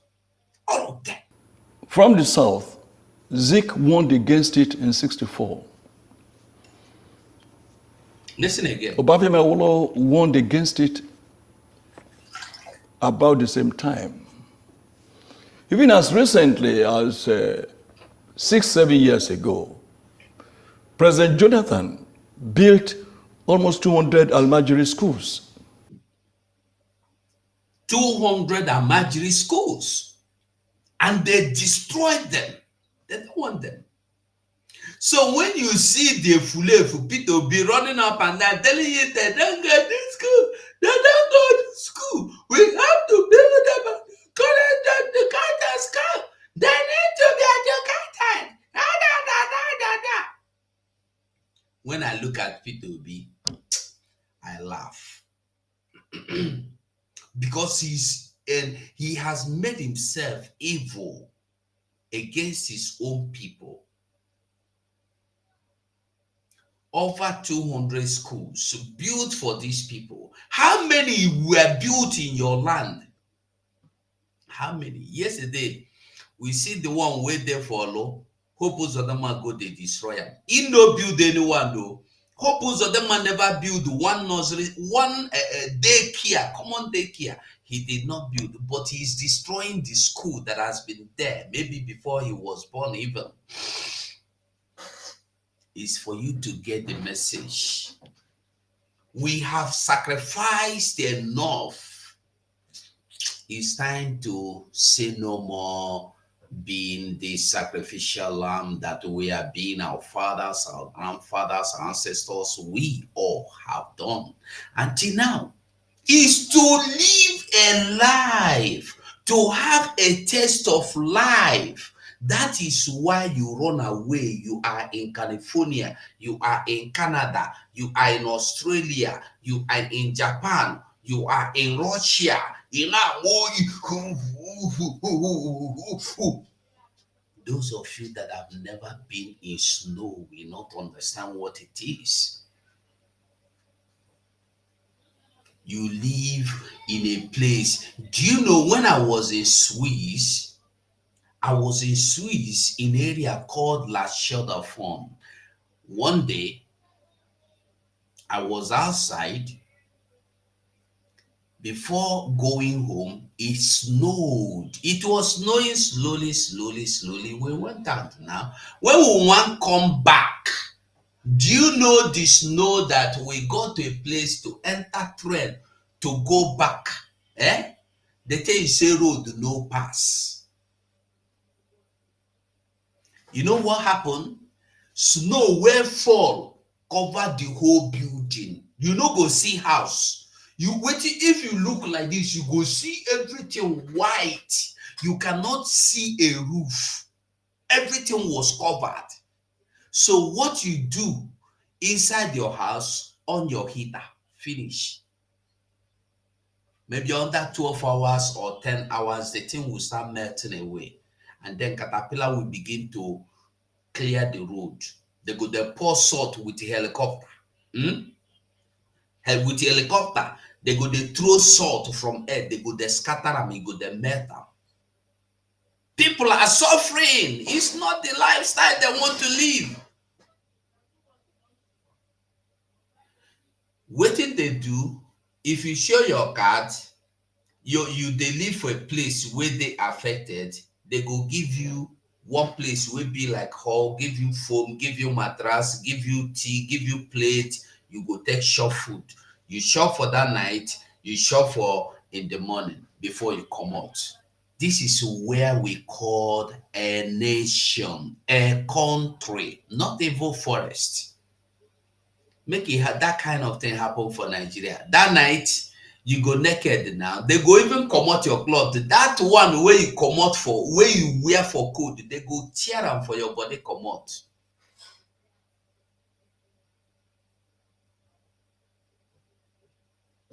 We need to go home. In the north, to make sure that their children go to school. So what else do you want the South to do? The Southern leadership had always been preaching against this lawlessness, this neglect of your people.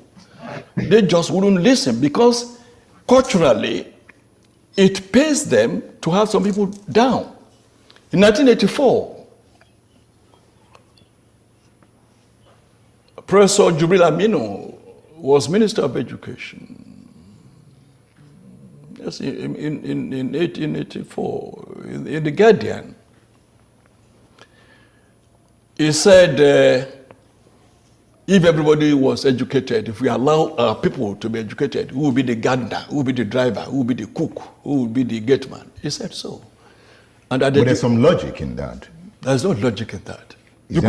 Who talks so? Fulani man. So they don't need schools. They need them to be their headers. They need to give them gun and tell them to come to Biafra land and murder people. Go to Yoruba land and murder people. Because they don't want interruption when they go to milk your oil. They tell you, say you don't need to go to school. People like Dave Umahi say you should not go to school. That's when I look Dave Umahi, I see Fulani 100%, not undiluted Fulani. Dave Umahi open mouth for public, say you should not go to school. If you manage go secondary school, you don't try. You don't need to suffer yourself going to university because after going, after all, you will not get job. What somebody said. A governor. This Fulani man say, if everybody, they tell him about education. If everybody go to school, who go be our cleaner? Who go be our header? Who go be our shoe shiner? Who go be the majiris? We go come the bow down. We go they give them. We go they share rice for them. Understand. But these people will go to Western world, America, Europe, Asia, they will enjoy it. Do you see Amajiris there? Do you see beggars there? No. They want people frustrated. That's why I tell you they are frustrators and they are frustrators. They are oppressors. They are frustrators. You could still be a gardener, be an educated gardener. We have gardeners in UK, we have gardeners in Canada, but they're educated.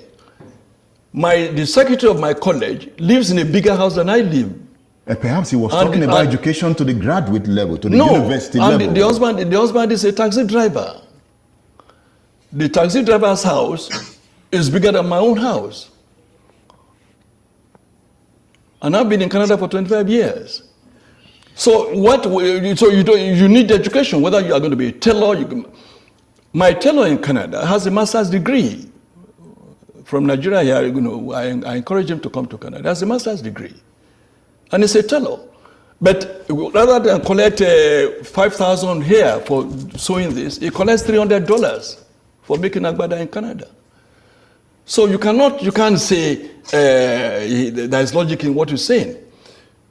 I went to Abacha in 1992. I said, let's build modern houses. I brought in what we call the third panel, 3D panel technology from Austria. And I went to Abacha. I said, look, my friend. He said, no, that's not our culture. Our culture is that people should live in huts and live in the villages and live in the bushes. I said, but you are living here in the city of Lagos. Which culture are you talking about? You are brought up in Ibadan. What culture? He said that's their culture. Insisting on the social structure. Yes, he said they should be living in their bushes and and so on and so forth. And now they are running with guns on the street. Exactly, because those children have been left unattended to. And they are running down south too. Exactly, because there's displacement in the north. One of my boys, when I was chairman MD of Daily Times, one of the gatemen there told me that a Fulani man or wherever we came from, he said he had been married 50 times. He was under 40 years of age. 50 times? Yes, and he had more than 60 children. And he does not know where any of the children is. The program is State Affairs. Chief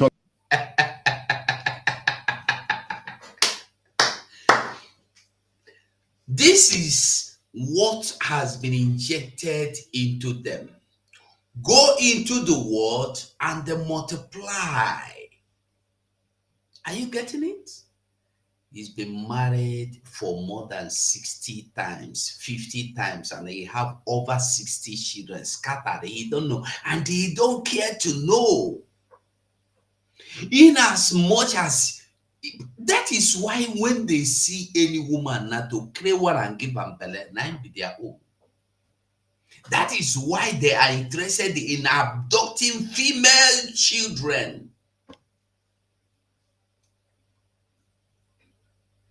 They are interested more in Omuwai. More.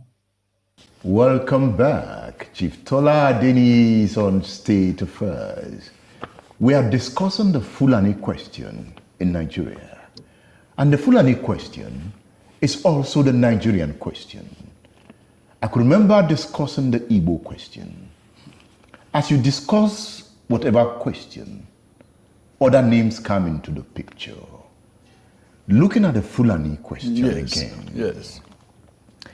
It's like it is a warrior tribe. Yes. A tribe always on the mission of conquest. Yes. It's not just the Nigerian problem as we talk. No. There's also the Fulani problem in Mali. In Mali. It's raising its head in Burkina Faso. Burkina Faso. In Cameroon. In Cameroon. There's this conflict. In Senegal. Have we really sat down? In Central African Republic. Have we sat down to say, let's work out a comprehensive framework to solve the Fulani problem beyond the issues of emotion? Yes, I know. Well, you're right. And I will also agree with you that we should look at them beyond emotion. The Fulani as a people may have come from the union between the Berbers and some remnants of down south of the Sudan, that area and so on, intermarriages and so on and so forth. But the truth of their history is that they never, ever built even a village. They are just a wandering people. They are just like the gypsies of Europe. That's who they are. They are gypsies. They are what Supra-Equency called Sokugo. In the novel Born in Grass. Yes, the Sokugos. And because they are stateless, they are townless, they are villageless, they've always roamed about in the bushes and so on and so forth. So let's give them citizenship of states. Yeah, but the way they grew, the way they emerged, in fact, giving them a state is anathema to what they consider to be their culture. They grew up with animals. Culture is not constant. I know that is the majority of them have resisted change. Because we. Did you hear that? They grew up with animals. They don't grow with human beings. Imagine a child of 4 years has begun to follow cows, drink the milk of that cow when he's hungry, eat the deficits caca poo of that cow. They eat them. You know, say that they eat the poo of cow. They say a blessing. Sometimes they go use something, pin the cow, the blood go come and they go drink them. Drink the milk, waka go on. The same cow, sometimes the cow go piss, they go drink and when they don't see water. Well, go and watch it there. It's not be saying a secret, not me that talk am. I know they educate you and they tell you waiting day everywhere. Everybody supposed to know me. They in the open, no be secret. They drink cow water, they drink cow piss, they eat cow shit, they drink cow blood. A live cow no be when it mouth. When it die alive, when one drink blood, they go shook am, the blood go come out. When they take their enough the amount when they want to, they go block am. These are human beings. They don't know how to live with anybody. They only know how to live with animals. That's why to them you are nothing. That is why to them cow is valuable. You as a human being has nothing to offer them. They don't know you. That is why they crave a cow, they crave a goat, they crave a sheep. With love, romantically, but when they see a human being, they crave them by force. Because to them, you human beings are now the animals. Why the animals are the original human beings? That is why they can go to the Senate red chamber to tell you to give them citizenship. And you see, this authoritatively, it must come. They must get it. Because whatever the Fulanese demand, they get. You're not giving them education. No. There were some of them who were educated, who had opportunities in the countries where they were, but they deliberately, those who emerged and they were educated, preferred having their majority still being underdogs so that they could continue to exploit them and use their state, the state of their being, to take advantage of the larger communities which those who have now escaped from these bushes are now settled. I'll tell you what they're doing. I've just cited the case of Jubril Aminu. And Aminu Kano, a Hausa man, fought this something to ground.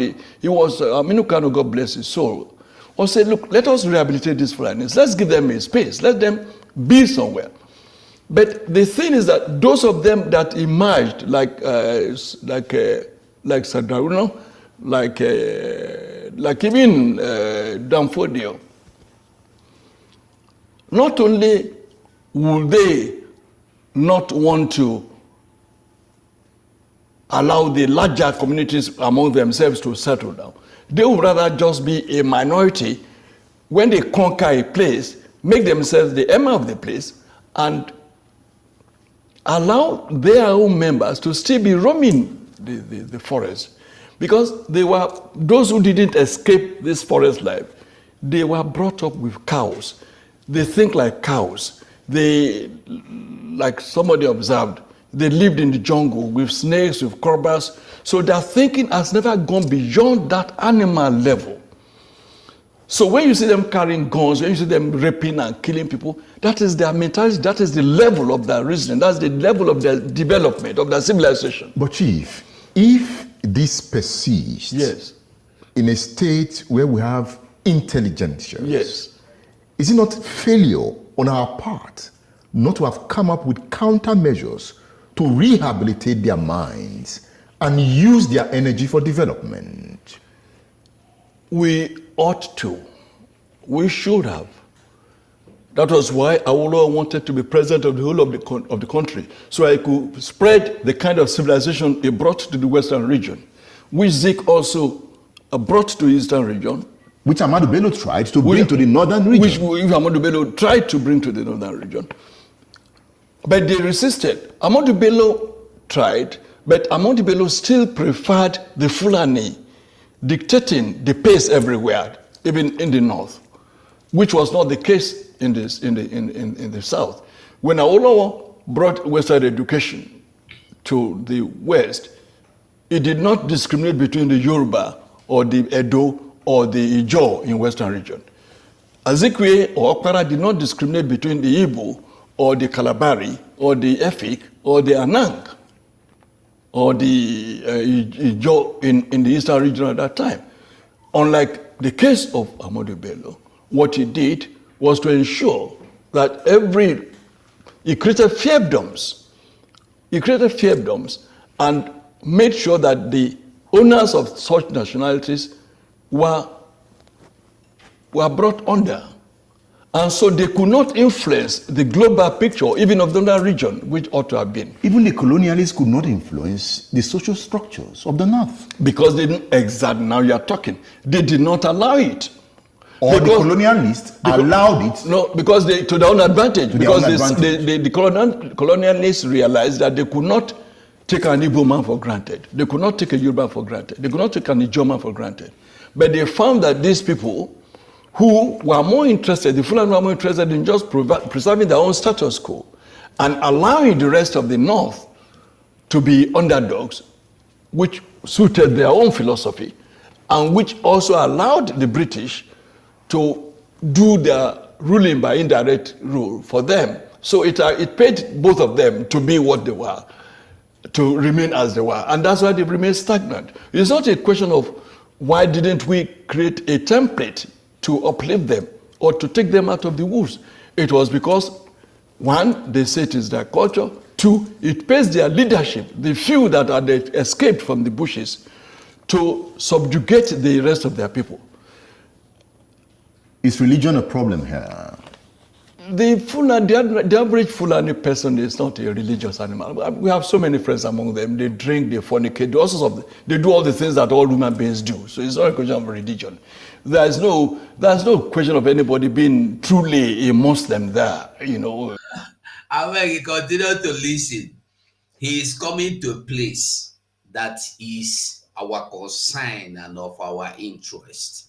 And I beg, try and like this program, please. Just try and like. Thank you. Even I knew a chief judge who was supposed to be leading Muslim prayers, who anytime he came to me in my official residence, he would put a brandy or whiskey in a mug and be drinking, and they would smoke and all that. So I don't think it's religion. When they started this Sharia, how many of them are obeying the Sharia? How many of them? None of their leaders. So it's not religion per se, but they use religion to deceive people and say Hausas were not Muslims at all. So they say, well, let's give you a superior religion, we'll give you Islam. But that didn't apply to the South, because we've had Muslims in Yoruba land even before 14th century. So truly what we are fighting against, or what is going on, is clash of culture. And civilizations. And civilizations. That's right. Not really the Fulani versus the Igbo, or the Fulani versus the Yoruba. No. It's clash of civilizations. Yes, clash of civilizations and clash of cultures. Yes, you're right. That means we have not really integrated as a people. Never. We have never been. So the word the Nigerian people is a fallacy. Is that what you're saying? Yes. Because, again, in those days, you will say there have always been Igbo markets, Hausa markets in Enugu. There have always been sabos in Shagamu. But those sabos were occupied by Hausas. Hausas are peaceful people. We traded in Kola North. We did even the few Fulanis that came with them at that time, when you had a Sabo in Shagamu or in Ibadan here, they would still look for one Fulani man and make him their Seriki. How did the Hausa accept the They were influence of the subdued. Fulani? They were subdued. Despite their large number. Yes, they were subdued. Of course, they killed, they ruined, they extirpated their 7 kingdoms. They killed their 7 rulers and took over under the guise of religion. Another thing they used the word corruption. Oh, your people are corrupt. We are sent. Your people are corrupt. They've always used the word corruption to deceive people. But the jihad is over. How come the Hausa man is yet to claim that Hausaness again? It's just now that the efforts we are making in the south have begun to yield fruits. You will be surprised to hear that now in Hausa land, we now have Hausa Christians. Never had that before. Never. You have Hausa Christian, you have Hausa Igbo, you have Hausa Fulani, you have Hausa Calabar, you have Hausa Yoruba. This is the way they penetrate you. And these people that tell you they are Hausa Igbo, they are Hausa Yoruba, they are Hausa Delta, they are Hausa Ijo, they are not Hausa in the races. They are all Funanis. They are all Funanis. Because we don't come carry all of them join together. Originally, Hausa people, they are good people. And the Hausa people, now they be all these people wait there for Lower Kaduna, Jos, Plateau, some part of Benue, we they call them Hausa, but they don't be real Hausa.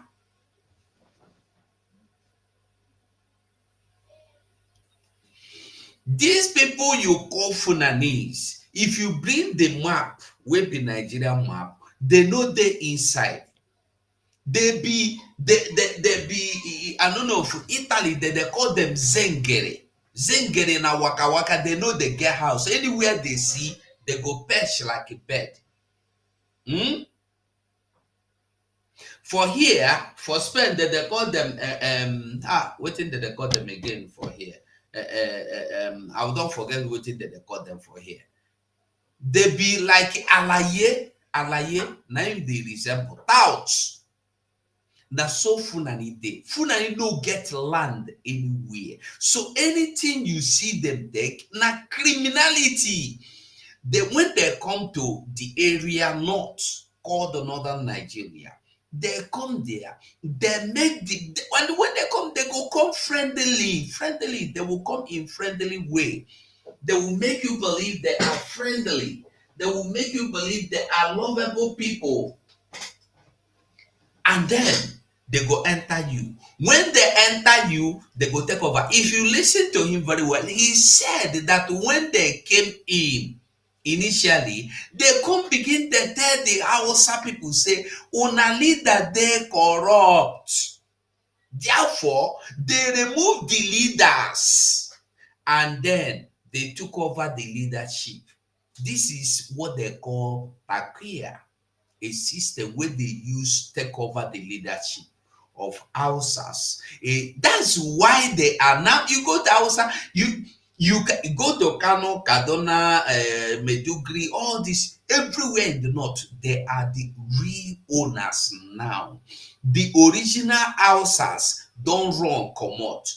And those who remain there, they remain like slaves. They know they talk. Because if you talk, they merge you. And that is what they are trying to do in our land. That is why now they have emir of Igbo land in Owerri, emir of Igbo land in Aba, emir in Calabar. They have in Calabar, been in Calabar. They have in Uyo. They have in Ekom. They have everywhere. They have their emirs. They have Amawosa everywhere.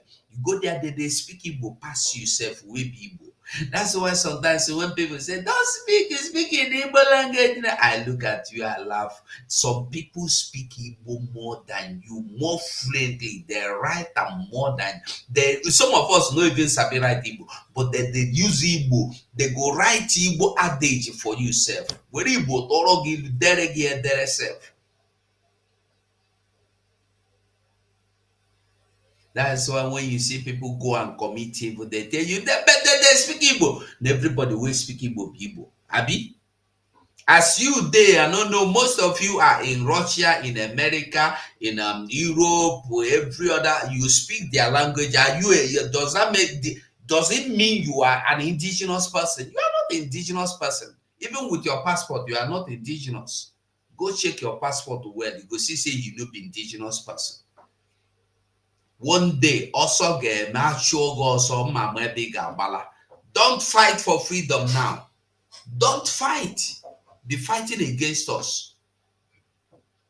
Now have Middle Belt Forum that are saying we are not Northerners, we are Middle Belters. We are not Northerners.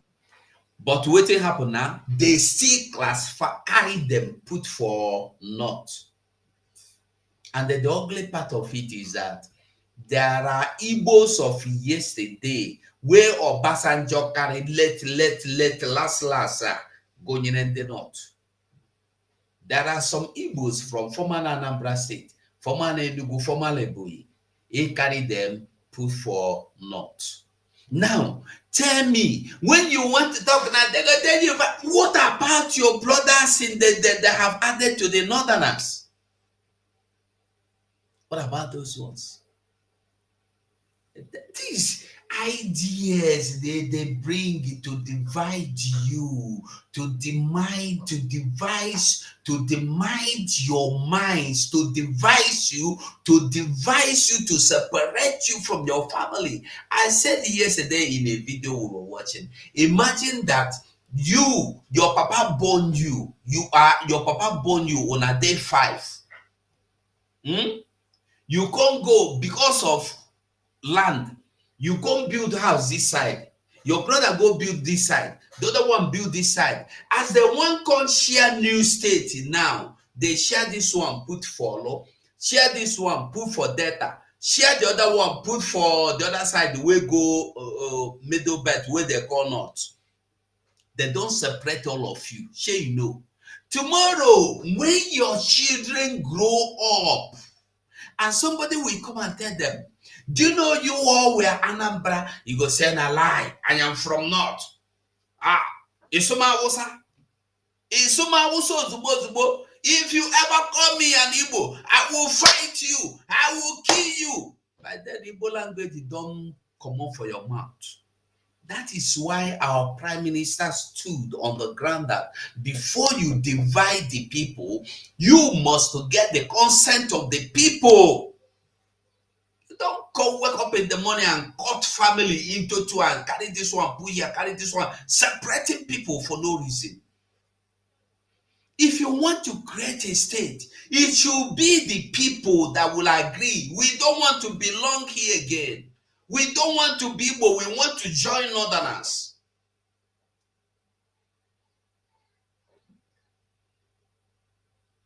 The same thing they did, they carry our people in Bakassi and give to Cameroon and tell them they are now Cameroonians. Not the way person know they see. That you doesn't matter. You are not important. They will make the decisions for you.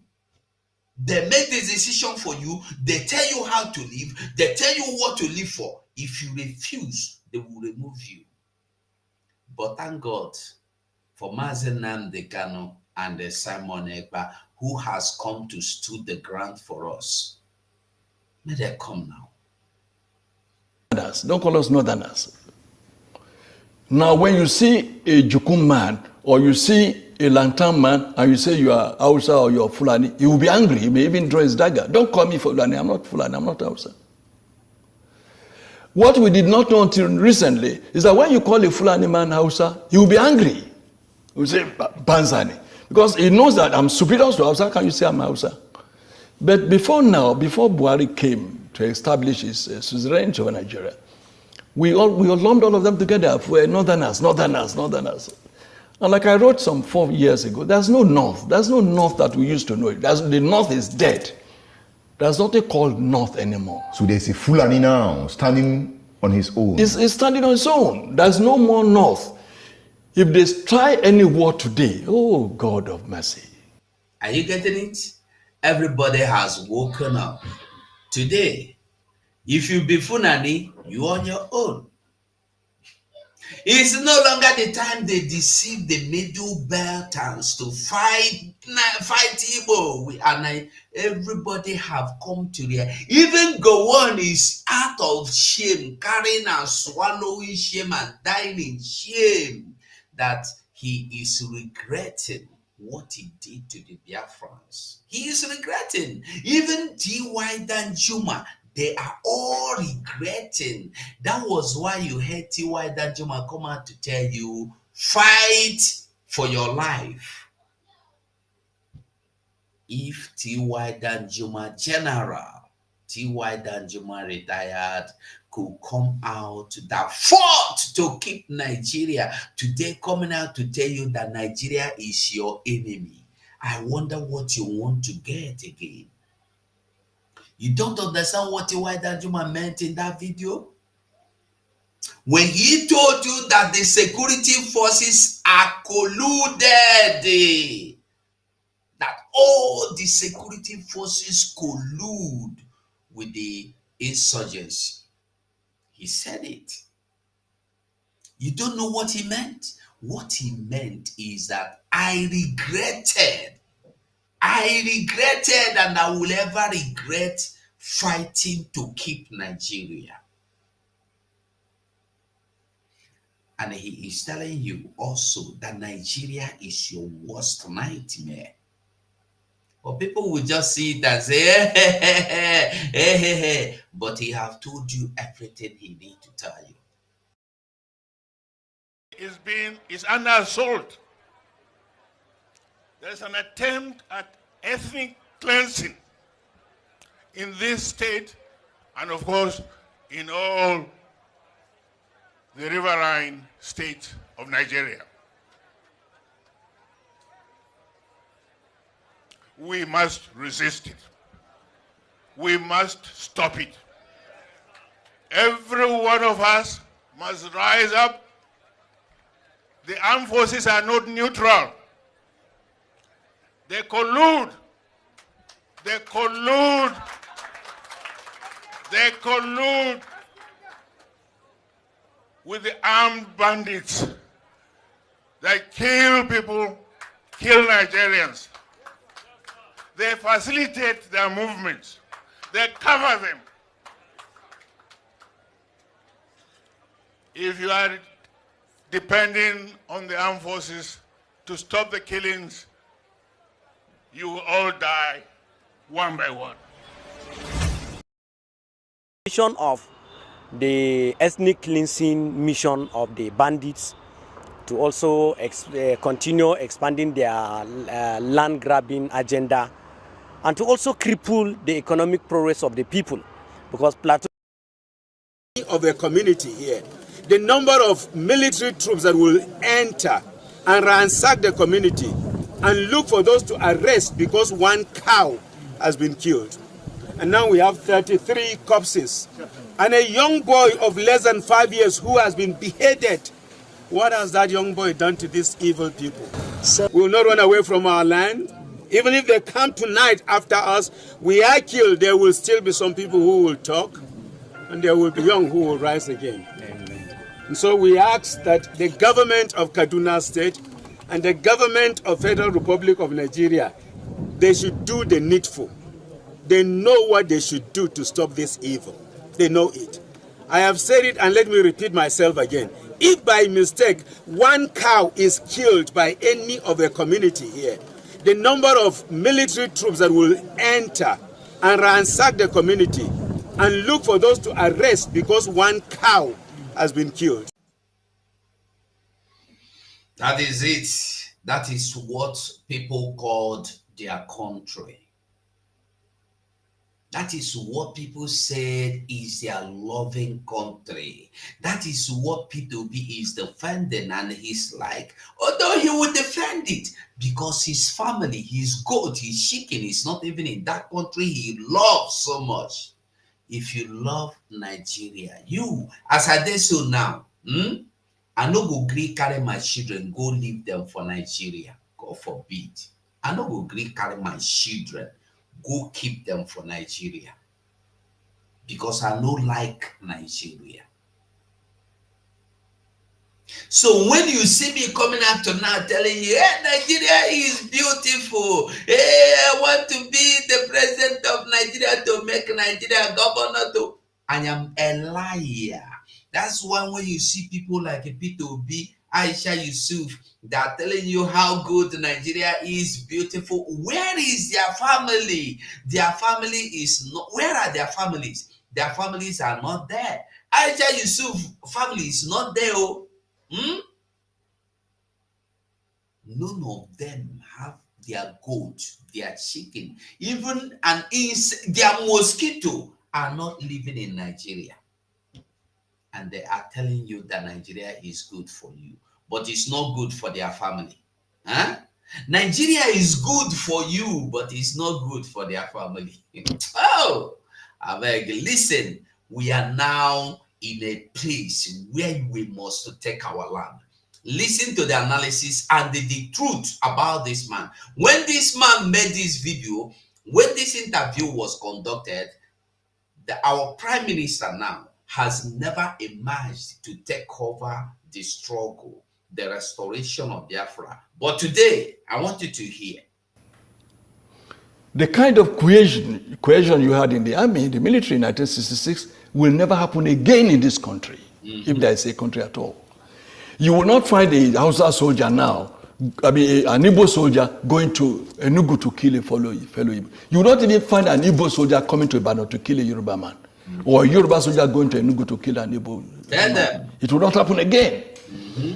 So the Lantan people, the Benue people will never, ever allow themselves to be used by any Fulani mischief maker. So if I'm getting you right. Did you hear him? When he meant Lantan Benue, Lantan or Benue are these people that are the people of T.Y. Danjuma, the people of Yakubu Gowon, and the rest of them.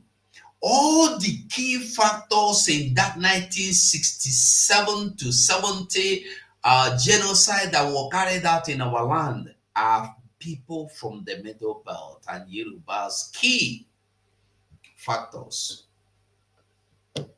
But I'm happy that these Funanis you are talking about, they are cowards. They are cowards. They cannot stand up to fight. That is why they come by night and attack people. They come when people are sleeping and attack them. They go to farms where they see women, only women farming, and they murder them and they rape them and they steal from them. If they believe they have their guns, they have their weapons, if they believe they are men enough to fight, may they carry their weapons, come in broad daylight and confront the community. They can come. They will only come when people are sleeping and start shooting and burning houses because they are all cowards. Right, your argument is that the Fulani hegemony has been broken. Dead. If the Fulani hegemony has been broken, yes, does it mean that the social structure of Nigeria is about to witness a very hard hit that will lead to a new Nigeria? Yes, for those who agree with you to the extent of the fact that there are still some people who want a Nigeria, a group that I don't belong to. But for such people, yes,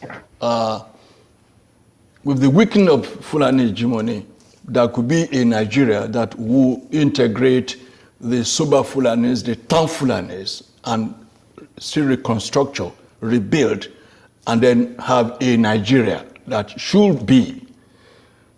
But I, as a person, as Tola Deni, believe that it will take probably 1,000 years to change the mindset of a Fulani person whose philosophy is kill, maim, rape, send away people from their land and let me occupy it. That is the bush Fulani. It is the bush Fulani. Not the town Fulani. Not the town Fulani. And the town Fulani is more in number. No! The town Fulani is less than 1%. How did you get that figure? Oh, go and find out. Let them allow. Let them allow. It says, "Oh, the Fulani, they're very few. The ones who have in Abuja, or the few that dot spaces in Sokoto."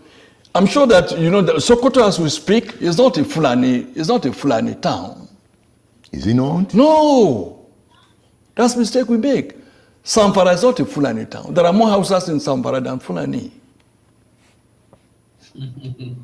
There are more houses in Kano than Fulani. But the Fulani govern. They are in town. They are in charge. Yes, so it's their town. Yes. By subterfuge, by cunning, by crookedness, by all sorts of gimmickry. Or by integration. Not integration, by intimidation.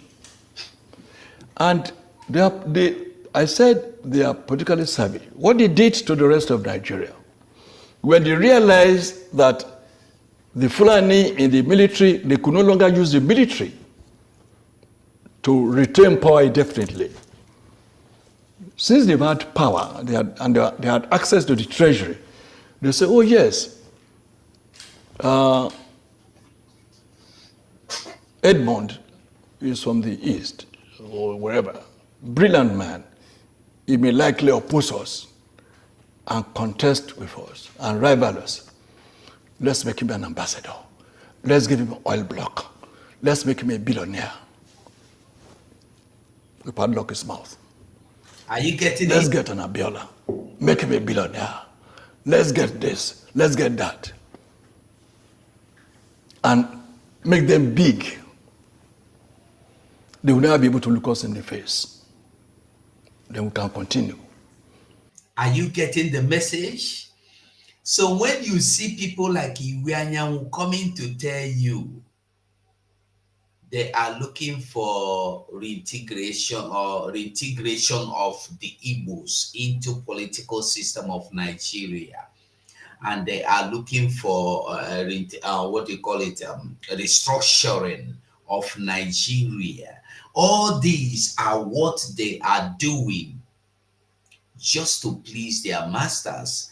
I want you to remember that Iweanyanwu, during being a senator or being a contractor, have been a criminal.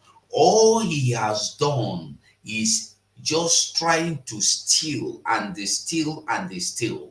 They have favored him enough, and today they have called him, come. Remember, he told you in the public, Iweanyanwu said, he rejected the offer to be the Ohanese leaders. Remember, Iweanyanwu made it clear that they called him, he said no. They said him, you are the one to be the leader. You are the one. That's they imposed it on him because you have eaten from us enough. It's time for we to eat from you. We are now using you to shut the people's mouth.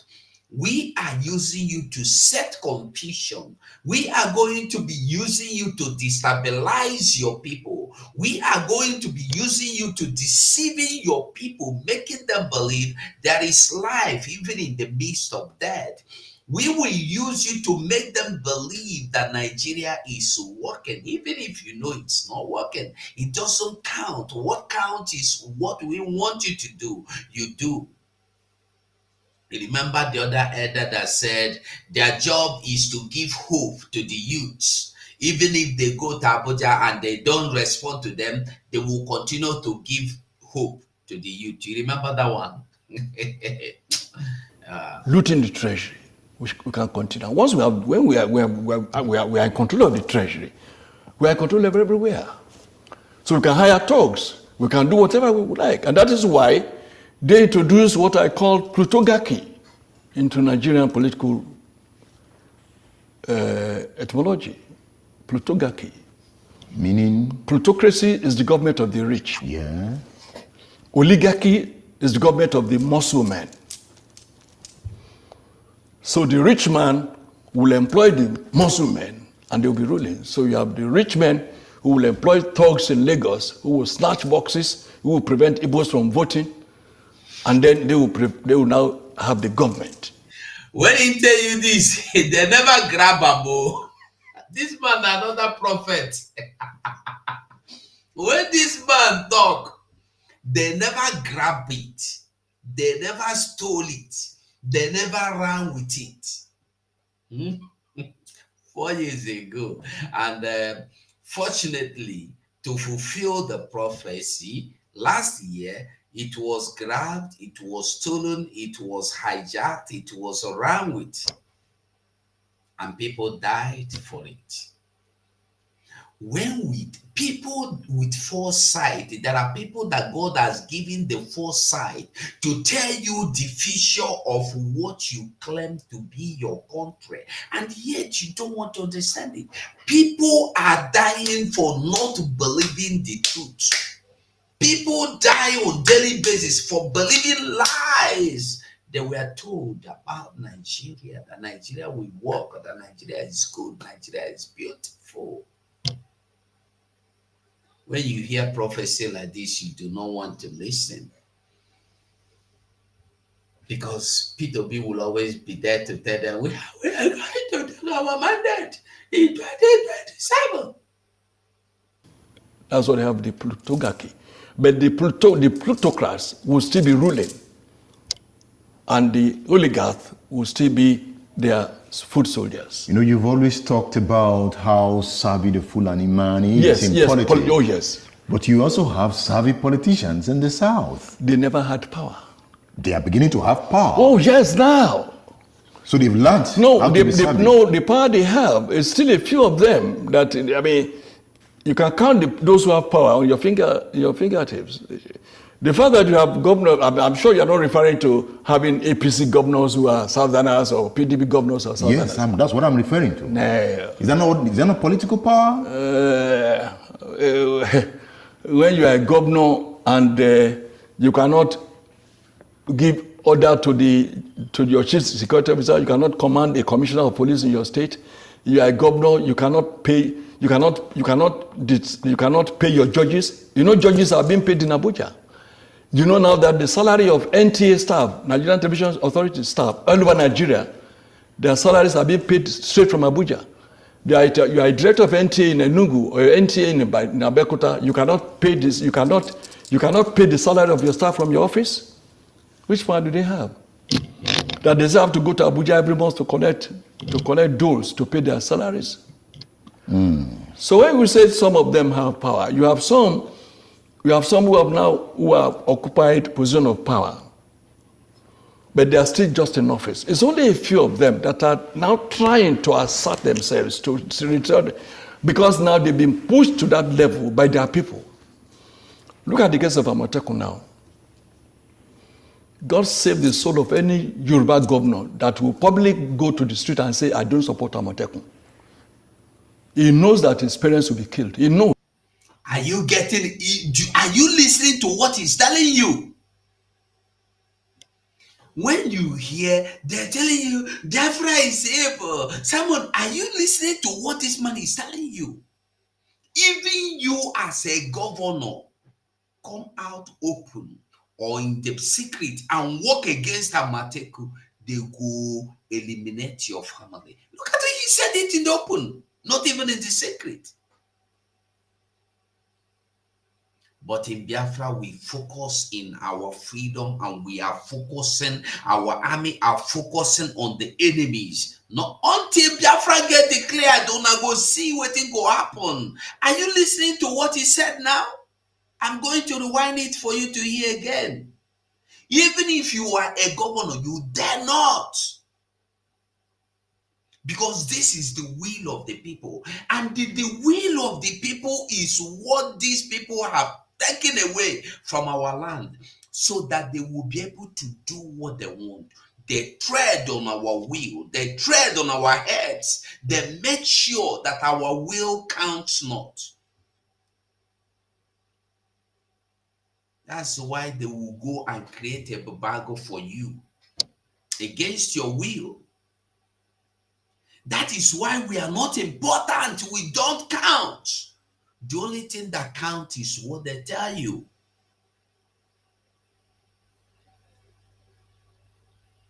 Listen to him again. Listen. Some of them have power. You have some who have occupied position of power, but they are still just in office. It's only a few of them that are now trying to assert themselves to return, because now they've been pushed to that level by their people. Look at the case of Amoteku now. Listen. God save the soul of any Yoruba governor that will publicly go to the street and say, I don't support Amoteku. He knows that his parents will be killed. He knows. No Yoruba governor will publicly say, I don't support Amoteku. Now, before we round off, there is the Fulani question. Yes. There is the Igbo question. Yes. And there is the Yoruba question. Yoruba question, yes. We have been discussing the Fulani question. Yes, sir. If we don't resolve these questions, we'll go our ways, right? Yes, certainly. But we can answer these questions and build a one Nigeria that you don't want. It is possible. Nothing is impossible, but it is difficult. Difficult in the sense is that by character, by pedigree, by culture, by level of civilization, we have one leg amongst these legs that believes in domination, that believes that others are inferior, they are infidels, and their own concept of their own religion tells them that these infidels have no right to live, to exist. Their belief can be changed if they are engaged. Hitler had that belief. Hitler was not, it wasn't a spiritual or faith. It's just a belief. We are now talking about faith. Faith is very emotional. Faith is very fundamental. Those who believe in God, it's very difficult to stop them from believing in God. Despite this belief, we've been together since 1960. I know. They did not, they had power, and the rest of the country allowed them to continue in the hope that it will change.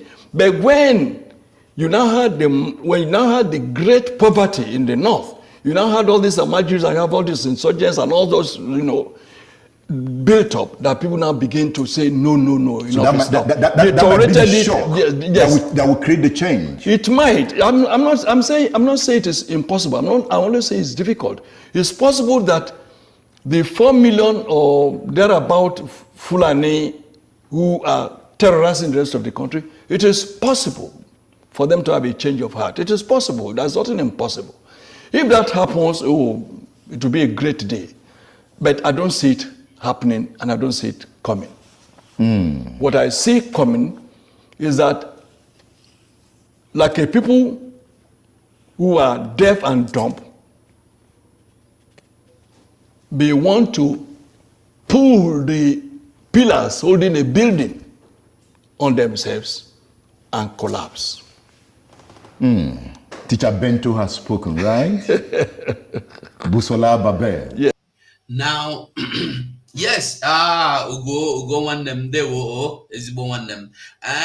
Daniel, yes, you were not here in the beginning. If you were here in the beginning, you will hear the man told you that if Fulanese claim they are powerful, they are all cowards, he said.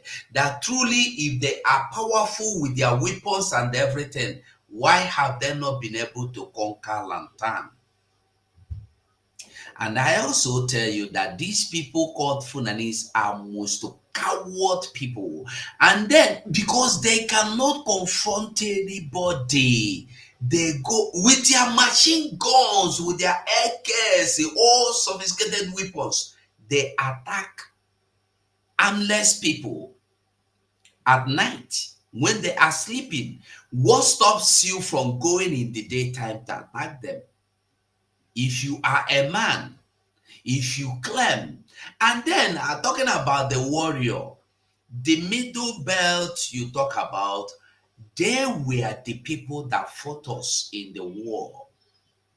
Not Fulanese. There were no Fulanese among them. The Fulanese you see is that people like Buhari, Babangida, and rest of them. And the Babangida is not a complete Fulanese from the story I heard. But I now get the proof of Babangida is not a full Funani, but now Funani, either in Mama be Funani, the other one no be Funani, and no be even Awasa.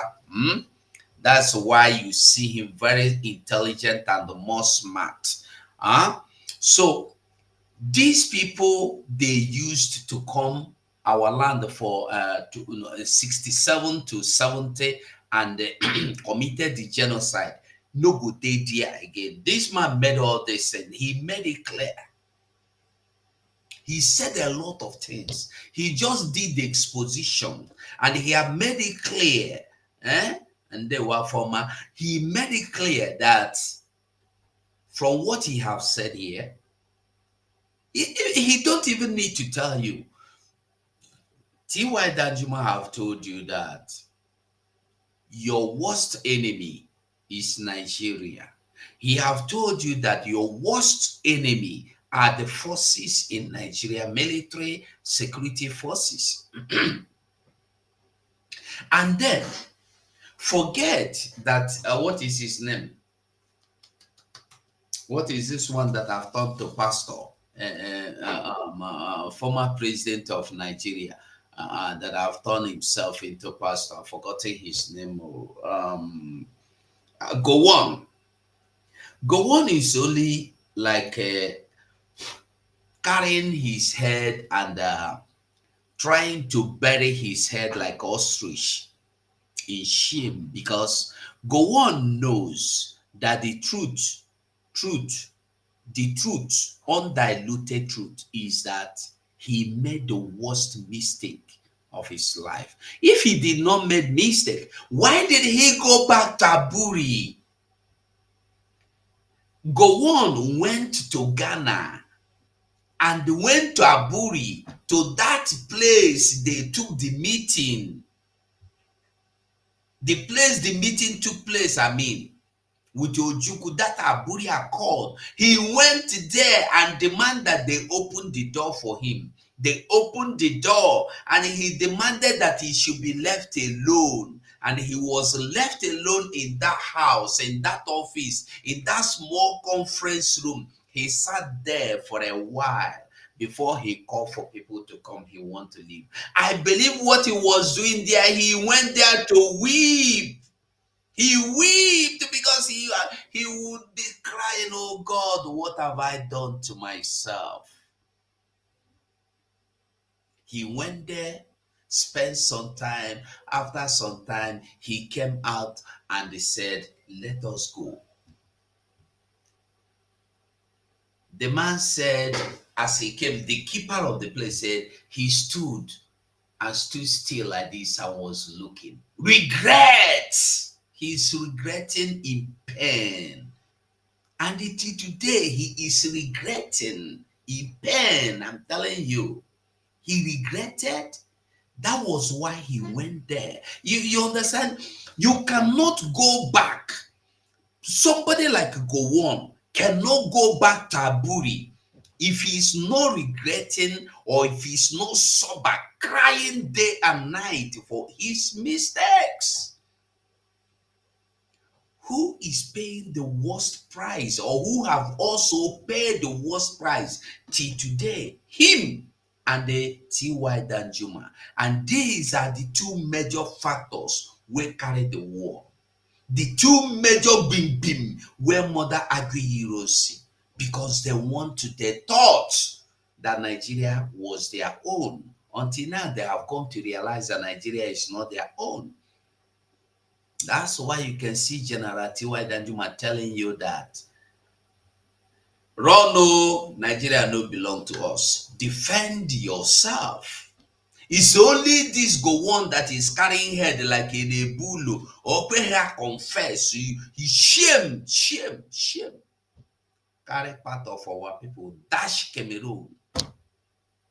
He will not die. He will live to see Biafra come.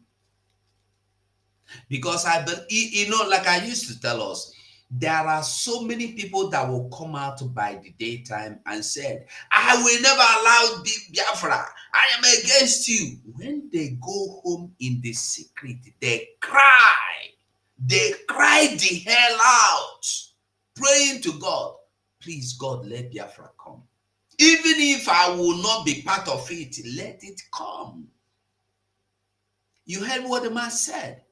That the people they are using against our people, these people they are using now, like Iwanyanwu, Odiozokalu, Okorocha, Uzodema, Abaribe, they have given them a favor they cannot pay back for all their life. The Fulanese will say, this one will be a key. Let us use him. They will bring you, they will load you with money, load you with favor. So when you go, hey, thank you. Tomorrow they will call you, come. Do you know what we'll do? Kidnap your brother for me. You cannot say no. Even if it is not your will. You get something where, that's why they say don't chop bribe. When you chop bribe, when the person will give you bribe will go come back, hey, you no go fit answer.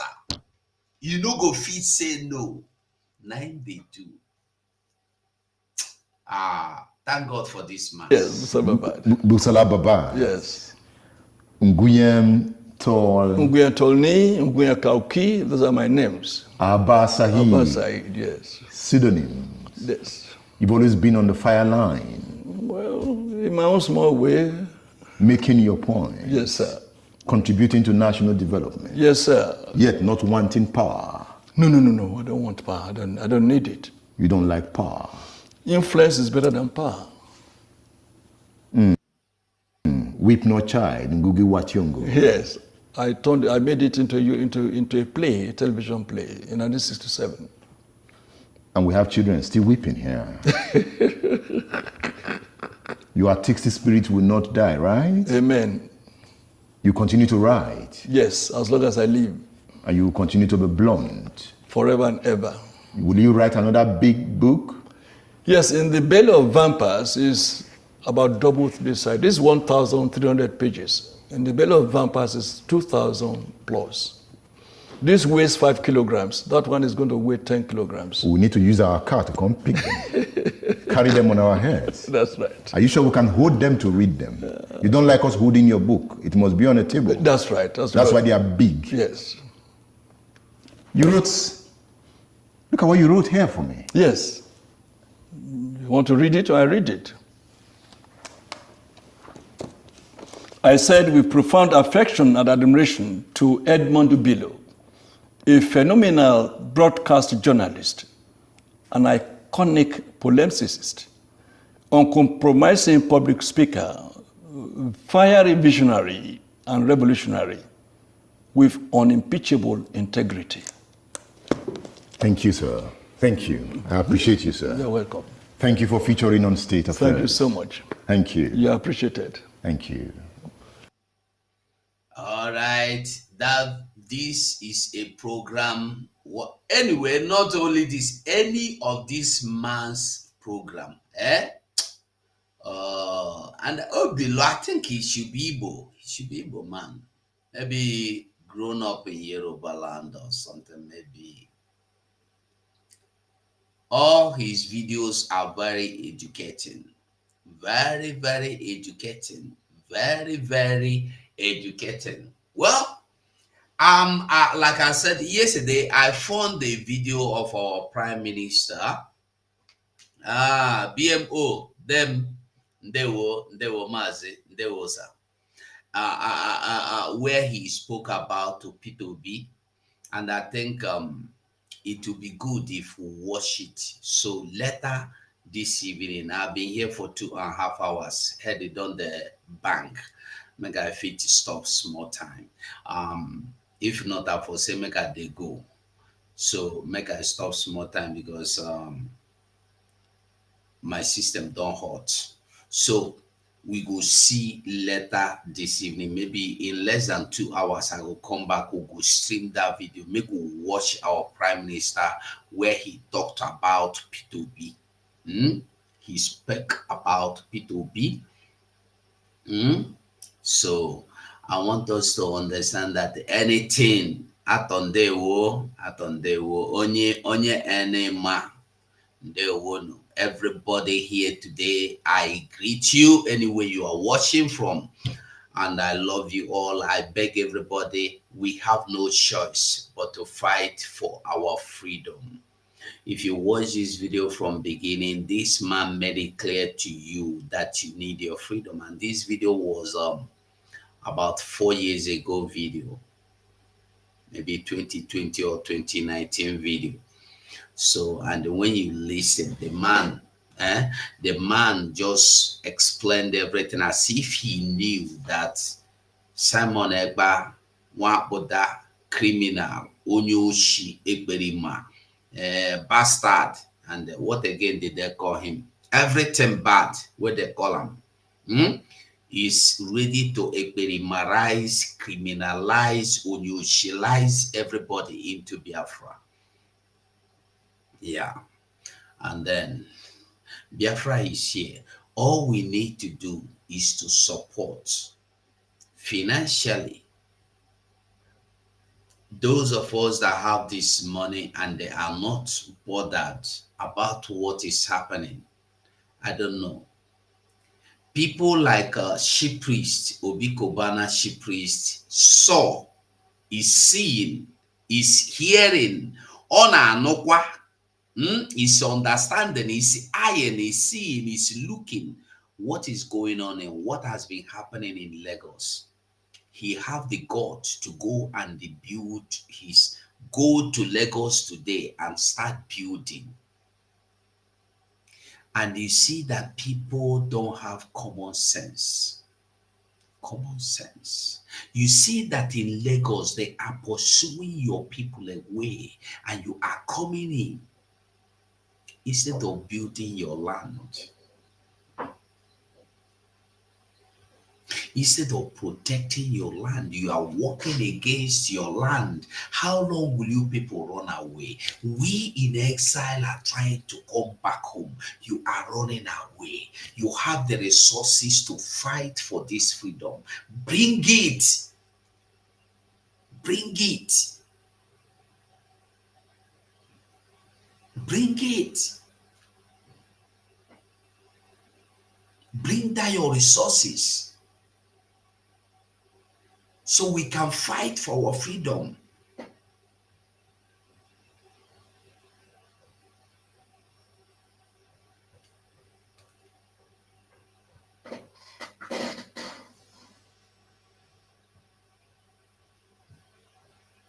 If you refuse to bring your freedom, if you refuse to fight for your freedom, somebody will take your freedom. And still yet, that your empire you are building will be used to worship whatever they want to. You see this money we are begging people to bring in now. Let us use it. Listen, I want to tell you that I have been saying it. Vote. You say no. A time will come when you will want to vote. You will not see the opportunity to vote. Sponsor and support this thing financially. You refuse and you have the money. Not that you don't have it. A time will come. You will not have the privilege of sponsoring this restoration of Biafra. This is our army now. A time will come when we are going to be using what we have to sponsor our army. When you hear that countries are getting allied, you think saying a joke. When you hear say Biafra is getting recognition, you think it's a joke. And you think the recognition is just, hey, USA know you, hey, Canada. No. Recognition is when they recognize you, they are ready to go into alliance with you. And you know what that means. You give me what you have, I will give you what you need. That is where we are going into now. So keep your money. Don't bring it to. it will be better for us to fight our freedom so that this thing no go even happen reach where we want make it reach. Freedom first. Freedom first. I go stop here. I beg everybody, make we come back later. Make we fit come back later. Come start all over again. I will say bye for now. We'll come back again later. Nandi win the war. Python dance one, Python dance two. Now Python dance three. Unapoli made Nandi. Nandi win the war. Python dance one, Python dance two. Now Python dance three. Unapoli made Nandi. Nandi win the war. Python dance one, Python dance two. Now Python dance three. Unapoli made Nandi. Nandi win the war. Python dance one, Python dance two. Now Python dance three. Unapoli made Nandi. Nandi win the war. Python dance one, Python dance two. Now Python dance three. Unapoli made Nandi.